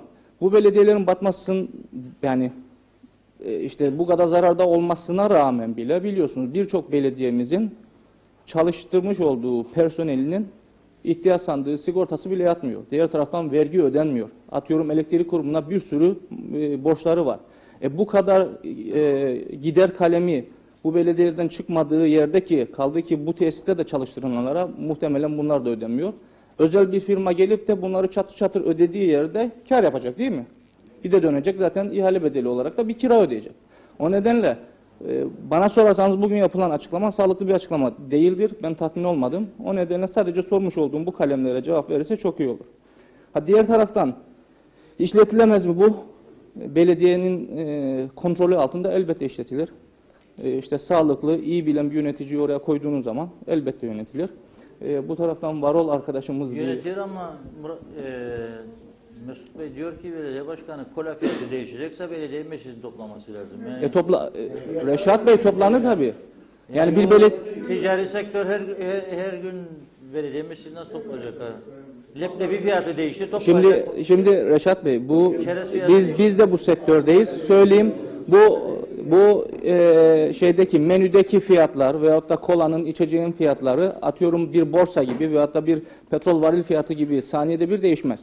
O nedenle elbette bu belediye meclis üyesi zaten topu kaç metrekaredir yani bu beldenin alanı ve bu arkadaşlar belediye meclis üyesi arkadaşlar da hep bu bölgededir. Bunların toplanması zaten toplasanız yani bir saate herkes toplanır. Yani bu kararı da çok rahat da alınır. Tabii diğer taraftan örneğini verdi. Birçok belediye birçok işletmesini aynı şekilde ihaleyle beraber işletme hakkını özele verdi diyor. Bunun örnekleri de evet doğrudur örneği var. Ama işletme hakkını devretmeden belediyenin kontrolünde olan ve hemen yanı başımıza örneğini de verdi. Mesela Hayri Bey, Tatlısu Belediyesi. Mesela kendisinin çok güzel bir işletmesi var. Döner sermaye üzerine pirket imalatı yapıyor ve halen daha bu tesis işliyor. Demek ki yani elimize geldiği zaman işletebiliyoruz da, kar da yaptırabiliyoruz. Tabii diğer taraftan onun dışında eğer ki burası bir özele işletme hakkı verilecekse bir kere şunu söyleyeyim, bölge halkının bütün hassasiyetleri ele alınması lazım. Yani bu benim artık şahsi fikirlerimdir. Tamamen bütün beldenin hassasiyetleri ele alınmalı. Diğer taraftan eğer ki son olarak ihaleye çıkarılıp devredilecekse işletme hakkı, o imzalanacak olan teknik şartnamenin, ihale şartnamesinin bütün maddeleri tamamen şeffaf olmalı ve bütün belde halkının da kabullenebileceği şartname olması gerekir yani. Evet. Yani buna da hassasiyet gösterilmesi lazım. Zaten birçok arkadaş da bunlara da değindi. Biraz hızlanmamız lazım. Son olarak da açtık 2 saat işte yollar konusuna değindi. Zaten gelmeden önce mecliste de Ulaştırma Bakanımızla da konuştum bu konuyu. Ben sadece çok kısa bir bilgi vereyim ki Yeşilköy'de de vermiştik. 31 Mart itibarıyla şu an Erenköy yolunu yapan firma, ilgili firma hemen Bafra ve İskele yoluna başlayacaktır. Onun dışında zaten Kaleburnu Sipahi yolu da ihaleye verildi. Bir de bunun dışında da genel olarak bir tadilat ihalesine çıkılıyor. Bu genel tadilat ihalesi de bütün ada çapındadır. Ama kendi bölgemiz adına da konuşacak olursak İskele'den tutun Dipkarpaz'a kadar bütün yollardaki bariyerdir, diğer taraftan işte yol çizgileridir, yamalamadır, tabelalardır, korkuluklardır, otokorkuluk. Yani bunların tamamı genel bir tadilat çerçevesinde zaten bir bakıma girecek. Diğer taraftan da Ulaştırma Bakanlığımız bu yeni dönemde biliyorsunuz bizim en büyük yapmış olduğumuz sıkıntı şuydu. İşte 80'ler ve 70'ler öncesindeki yollarımız şu anki duruma göre çok daha iyiydi. Yani yapılan köprüler, menfezler çok daha iyiydi. İşte ülkemize ve bölgemize yağan yağmurlara göre ciddi anlamda bir bilirkişi raporlarına göre yapılırdı. Ama şu an biliyorsunuz yapılmadı. Bugüne kadar da yapılmadı. Bunun en büyük örneği de şu an Emrah Başkanımız da buradadır. Yeşilköy örneği oldu. Bir önceki yolda yani bundan 20-30 sene önceki o yoldaki köprü çok daha büyüktü. Ama tabii akabinde 20 sene önce yapılan yolda sadece 2 tane büz koyuldu oraya. Ve zaten zamanla o büzlerin girdiği yani suyun girmiş olduğu yerde tamamen kapandı. O nedenle bundan sonraki süreçte Orta Doğu Teknik Üniversitesi, Doğu Akdeniz Üniversitesi ve Lefke Avrupa Üniversitesi'ndeki özellikle dere yatakları, menfez, işte altyapı, yol, asfalt bu konularda uzman personelle ortak bir çalışma yürütüyorlar. Ve bundan sonraki süreçte bütün ada çapında, ülkemiz çapında işte bu menfezler olsun, yol yapımları olsun bunlar konusunda zaten Ulaştırma Bakanlığı ortak bir çalışma yapıyor. Bundan sonraki süreçte yapılacaklar da zaten tamamen bilimsel olarak yani o bölgeye yağan yağmurların ortalaması alınarak, işte yer tespitleri yapılarak, zemin analizleri yapılarak bu çalışmalar yapılacaktır. Evet. Onun dışında Yol müjdesini veriyorsunuz yani. Bu yol müjdesi. Tabii Mehmetçik adına da konuşacak olursak Sosyal Konut Müdürümüz buradadır. Kendisi adına da söyleyecek olsam sanırsam burada yol sorunu vardı. Onunla ilgili şu an bir çalışma vardır. Şu an ne durumdadır sanırım? Yani keşfe alınıyor şu anda. Zaten bu asfaltlama işi de yapılacaktır. Teşekkür ederim. Evet. Çayırova çayırlar çıktıktan sonra. Evet, ben teşekkür ediyorum. ederim. Sağ olun. Peki. Buyur. Sayın Vekilim, soru... Ne soru? Yok mu ya soru? Ya çok tabii Sayın Vekilime çok teşekkür ediyorum bu sorusu için. Çok kısa uzattık programı da kusura bakmayın ama yani personel giderleri doğrudur. Belediyelerin en büyük gider kalemlerinden bir tanesidir. Mevcut tesiste de bu. Evet böyledir. Yalnız tabii yani sosyal hakların ödenmesinden vesaireden de Sayın Vekilim bahsettiği ki büyük bir ihtimal orada da ödenmiyor dedi bir cümle kurdu yanılmıyorsam. Yani lütfen Mehmetçik Belediyesi'ni diğer belediyelerden karıştırmayın. Bizim personelimizin günü gününe ödenmeyen herhangi bir bayramlığı olsun, 1 Mayıs ödeneği olsun, sosyal sigortası ihtiyaç sandığı yoktur. Yasa ne gerekirse o ödeniyor ama yasa gerektiği şartlarda da çalıştırıyoruz bu personeli. Şimdi alırsınız evet bir kamu personeli de işte bu şartlarda çalışacaksın diyemezsiniz. Bunu Sayın Vekilim çok iyi biliyordur herhalde. Personel yasası çerçevesinde çalıştırırsınız personeli. Bu da nedir? 8 saat mesaidir. Bu hafta sonunu kapsamaz. Yani hafta sonu çalıştırdığınızda buna 1'e 1,5, 1'e 2, resmi tatillerde 1'e 2, bayramlarda 1'e 2 ödemek zorundasınız. Evet, katlıyor personelin orada aldığı maaşı ve bugün sadece kış aylarında 7 personelin orada ortalama aylık kapıyı açtığımızda 40.000 TL personel gideri vardır. Bugün. Bunu çarparsanız 12 ile yarım milyon. O bahsettiğiniz o 800.000 TL ciro var ya, o 800.000 TL'nin 450-500.000 TL'si evet doğrudur personele gider. Bir de bunun bunu yapmazsanız eğer o zaman belediyeler altında çalıştıramazsınız bu personeli. Gayri yasa olur. Ben alamam bir personeli de bu şartlarda çalışacaksın deyin. Evet. Ben bu yasalar çerçevesinde çalıştırabilirim personeli ve hakları vardır. Ve ben diyorum bu yapı içerisinde bu gibi tesislerin çalıştırılması ekonomik değildir.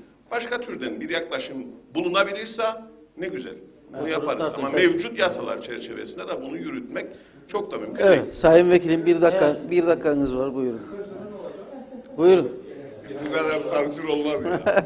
Herkese hayırlı akşamlar dilerim. Tabii konu plajdan başladı diye bana göre Galatya halkı bu gece derdini anlatmadı. Nurcan Hoca'nın biraz değindi ama diğer arkadaşlar biraz değindi. Benim Galatya halkıyla dostluğum siyasetle başlamadı. Siyasetle de biteceğine asla inanmam. Onlar da inanmaz zaten. Bu köy artı Balalan köyünde toplamda 12 tane hakim var. Vardı veya. Dolayısıyla burada farkındaysanız bir de seviye vardır. Tartışmalarda bir seviye vardır. Tabii. Yani bir kalite vardır. Bu köyün 500 yıllık bir mazisi olduğunu, Osmanlı döneminde burada rüştiye vardı. Sayın Akar. Ve biz bu rüştiyeyi maalesef altımız oyularak ortaokulda 40 öğrenci kaldı. Biz tabii bunu çok kez YouTube'da benim çok konuşmalarım var. Şimdi biraz daha iktidardayız diye para akışı da biraz yavaşladı diye sesimizi kıstık ama 1 Nisan'dan sonra biz de sesimizi hafif hafif bölge için kaldıracağız, söyleyeceğiz. Söyleyeceklerimiz var, yapılacak olanlar var, yapılabilecek olanlar var. Burada çok amaçlı bir lise olması gerekir. Bu çok amaçlı lise turizm bölgesine practice in English, practice in German, practice in Russian olması gerekir. Yani buralarda çocuklar yetişmesi gerekir. Buralarda uygulama oteli vardı. Yeller eser, yeller. Ha şimdi aklıma geldi bu akşam ve bunu giderken Filiz Hanım'a belki de bu akşamdan duyarlar. Orayı da Orta Karpaz'da yaşlı bakım evi olarak konuşlandırsınlar, düzenlesinler, Sağlık Bakanlığı'na versinler. Buralarda bir şarap fabrikası vardı. Ben şeyini de aldım getirdim. Arka tarafta Sayın abime verdik. Avukat abimize verdik. Tamam mı? Orada okuduğunuzda orada kayıp olan paralar dilinizi uçuklattırır. Bunlardan kimse bir şey bahsetmedi. Dolayısıyla yani şarapları satarlardı parayı. Hangi şarapları? Şarap fabrikası diye başladılar. Orada atermitlerden başka bir şey yoktur. Altında da bizim daha öden getirdiğimiz masalar var. Evet. Kulüp olarak getirdiğimiz masalar var. Hızlı alalım. Evet. Geçen gün paketlemeden bahsederim, yan tarafından bahsederim. Şu anda kime ait olduğunu da kimse bilmez. Ben yazılı soru da sordum, cevap da alamadım. Yazılı soruyu es geçtiler, cevaplamadılar. Yazılı soruyu bile. Şimdi dediler ki işte İskele Çayırova yolu tam 9 sene var. Ben vekil değildim bu yol başladığında. Ve işte 1 Nisan'dan sonra havalar düzelirkenden Erenköy çevre yolunu yapan insanlar almıştır. Burayı havaalanını tutan insanlar aittir burası. Ve o çevre yolundan vazgeçiliyor. İlk anda çok da ihtiyaç olmadığı için ve buraya önem verilerek yapılacaktır. Şimdi sağlık merkezi, evet doğrudur, Sayın Osman Zorlu çok uğraştı. 44 yıl sonra sağlık merkezlerindeki diş ünitelerini biz değiştirdik. Bunun yanında diş doktorları da bulunmaktadır. Ama 3-4 bin liraya bir tane şey ister. Söyle adını, dolap istermiş. Cemil buradadır, yapsın size 3-4 bin liraya. Parayı kurtaracak zaten aşağıdan, yapsın. Şimdi sağlık merkezlerinde bir doktor sorunu türediydi ama sonunda savaş kazanılmıştır, mücadele kazanılmıştır. Bir doktor gelmiştir, Dipkarpaz'da kalacağını söylüyor ama kalmasa bile Dipkarpaz, Mehmetçik ve Erenköy sağlık merkezlerinde hizmet yapacaktır. Bu arada kan tahlil komplimanları Erenköy'e gelmiştir. Kan tahlilleri de yapılacaktır artık Erenköy'de ve şimdi ilk anda hızlanmamız, bakın biraz önce siz söylediniz, belki halkım kaçırmıştır ama ben hatırlatayım, sterlin fırlayacak dediniz. Biz bundan çekindiğimiz için Sayın Sağlık Bakanı çok hızlı bir şekilde şeyleri bitirdi, ihaleleri bitirdi. Ne geliyor? Röntgen cihazı da geliyor bizim Erenköy Sağlık Merkezimize. Tabii şimdi kızacak, esas köyün burasıdır aslında. Burada 948 oy aldık, kızarlar var ama çok da önemli değil. Buralarda bir şeyler yapmaya çalışıyoruz. Şimdi Sayın Muhtar, Kumyalı Muhtarı dedi ki, bizim 2 sorunumuz var dedi. Bir sosyal konutlar, işte müdür buradadır. Ercan Hoca, kendisi de tanır. Belki çocuğunu da okuttum. Sana cevap versin. Konutlarla ilgili, sosyal konut arazileriyle ilgili sorulara cevap versin. Ben 3-5 sene önce Mehmetçik sosyal konutlarıyla ilgili soru sordum. Onun cevabını da aldık. Şimdi Ercan Hoca geldi. Biraz hızlandırabilirse belki bu dönem bitirebiliriz. Çünkü bu çok yağan yağmurlardan sonra oralarının girilmez halde olduğu da altı çizilmiştir. Şimdi Yaşar Muhtar der ki bizim vekil okulları kapatmak ister. Kardeşim, bizim buralarda yapmamız gereken ev ödevlerimiz var. Burada rüştiye vardı, 12 hakim vardı, şimdi avukatı yoktur. Burasının liseye dönüşmesi gerekir. Ben Ziyamet'ten yukarı öyle çok kısa birkaç isim sayayım. Neler kazandı? Erenköy Lisesi'nin sayesinde 95 öğretmen vardır, 594 öğrenci vardır ve bugün Kumyalı İlkokulu, Mehmetçik İlkokulu, Büyükkonuk, Yedikonuk ve Çayırova İlkokulu'nun toplam sayısı eşittir Erenköy Lisesi'nin sayısına. Bu da eşittir, burada bir lise kurulabilir. Yapmamız gereken ev ödevlerini Milli Eğitim Bakanlığı'yla halkımız yapsın. Yapalım hep birlikte ama bizim ev ödevlerimiz vardır. Şimdi ne oldu? Erenköy, Ziyamet'ten yukarı sayayım. Son günlerdeki münhali söyleyeyim. Bir Yeşilköylü arkadaş, şu anda da biz Yeşilköy kahvesinde izleyenlere de selam olsun. Yeşilköylü bir arkadaşımızın, bir işçi arkadaşımızın kızı stenograf sınavında 1. geldi, oğlu 3. sırada mühendislik, ziraat mühendisliğini kazandı. 11. yılda Baki Yıldız'ın kızı Burçin Yıldız vergi dairesinde kazanmıştır. Seher Bülbül Derince Köyü'nde 6. sırada, Gülçin Zahteroğlu 4. sırada özel eğitim öğretmenliği kazanmıştır. 1. sırada Zühre Yiğit yine Ziyamet Köyü'nden sınav kazanmıştır. Ali Akçin 1. sırada bilgisayar öğretmenliğini kazandı. Kemal Gül Kaleburnu Köyü'nden İngilizce tarih öğretmenliğini kazandı. Evet, toparlayalım yavaş yavaş. Milletvekilliğini. Evet, diyaloğun da katkısı var ama onların da katkıları var. Şimdi, evet, dolayısıyla ben Kumyalı Köyü'nde 40 tane öğrenci, 4 tane, bak bu arada bir şey daha söyleyeyim. Çünkü ben yazılı soru sorarak cevaplarını alırım ve öyle konuşurum. Evet. Boşa konuşmam, yazılı sorularımla mecliste bir raportör arkadaşın yanında durmaktadırlar. Şunu söyleyeyim, Yedikonuk Köyü'nde 53 senede 4 tane müdür geçti arkadaşlar. Gerisi hep sorumlu. Kumyalı Köyü'nde yıllardan beri sorumlu bir öğretmen var. Birleştirilmiş sınıf var, ben karşıyım ya. Ben eğitime önem veren, eğitim için çocuk taşıyan Biray Hamzaoğulları karşıyım.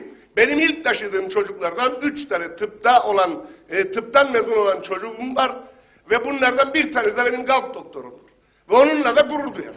Şimdi dolayısıyla bizim buralarda yapmamız gereken ev ödevlerini hep birlikte yapacağız muhtar. Birlikte büyüyeceğiz. Ayrıştırarak değil, ötekileştirerek değil. Ve dahası var, Büyükkonuk'la Mehmetçik Belediyesi birleştirilecek herhalde büyük bir ihtimalle belediyeler sayısı azaltılırken ve ekoturizmi, agroturizmini biz birlikte yapmamız gerekir. Yani Büyükkonuk Köyü'ne gireceğine Çayırova'nın eko pazarı yerinde durduğu takdirde, her iki köyünde insanların kaynaştığı takdirde daha güzel şeylere imza atacağımız inancındayım. Evet. Evet, geliyorum şeye. Gelme başına. Yok söyleyeceğim. Şimdi 74 yılından beri çözülmeyen alçak ormanlar. 74 yılından beri çözülmedi ve sen 12 aylık hükümetten bunu beklen Selim Çetil dostum. Benim taşıdığım bir muhtar arkadaşım. Evet. Dolayısıyla bu da zaman isteyen bir şeydir. Tabii herkes oturmuş tetikte yarın hükümet yıkılıyor hikayeleriyle devam ederken bana göre hükümet yıkılmaz. 4 yıl devam eder. Bizimle birlikte buraya gelenlere de teşekkür ederim. Bizi seyredenlere de teşekkür ederim. Saygılar sunarım. Evet. Böylelikle noktalıyoruz. Bitirelim. Sonra devam ederiz dışarıda. Ver bakalım. Sayın Vekilimiz gayet güzel anlattı. Erenköy'e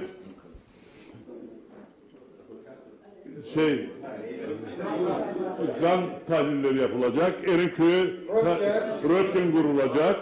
Aynı şekilde İskele'de aynı şey. Çünkü her iki şeyin de vekilleri vardır. Bizim gariban Mehmetçiğin uyanları var. Uyan idarecileri vardır. Açık ve net söyleriz. Evet. Ve bir dakika, bekle. Tamam. Diş sökme aletleri gelmedi henüz daha. Allah Allah. Ve bir dolap bu aletlerin koyacağız içine toz toprak kapmasın, hijyenik olsun. Yapılmıyor. Neymiş para yok. Ben geçen daha konuştum. Hemen bakanlıktan belli kişiler belli görevlere fırçattılar. Fırçatmayla olmaz mı? Yapacaksınız. Evet. Sayın Sağlık Bakanı yapacak. Cevaplayın lütfen kısaca hemen noktalayalım. Sayın Erkan, unuttum söyleyeyim. Pamuklu Anayolu'nun üstünde de bu sene olmazsa bile gelecek sene Mart'tan sonra kısmetse temelleri atılacak olan bir hastane yapılacak diye iddia ederim. Onun için Osman Zorlu sen biraz arkadan gidersen...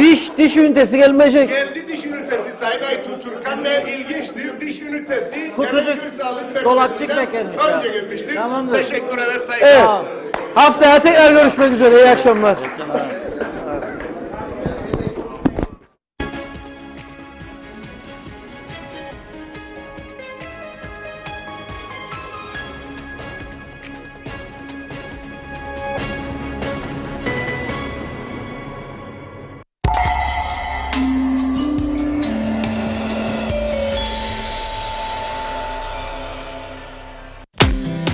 Elektrikli ve solar sistem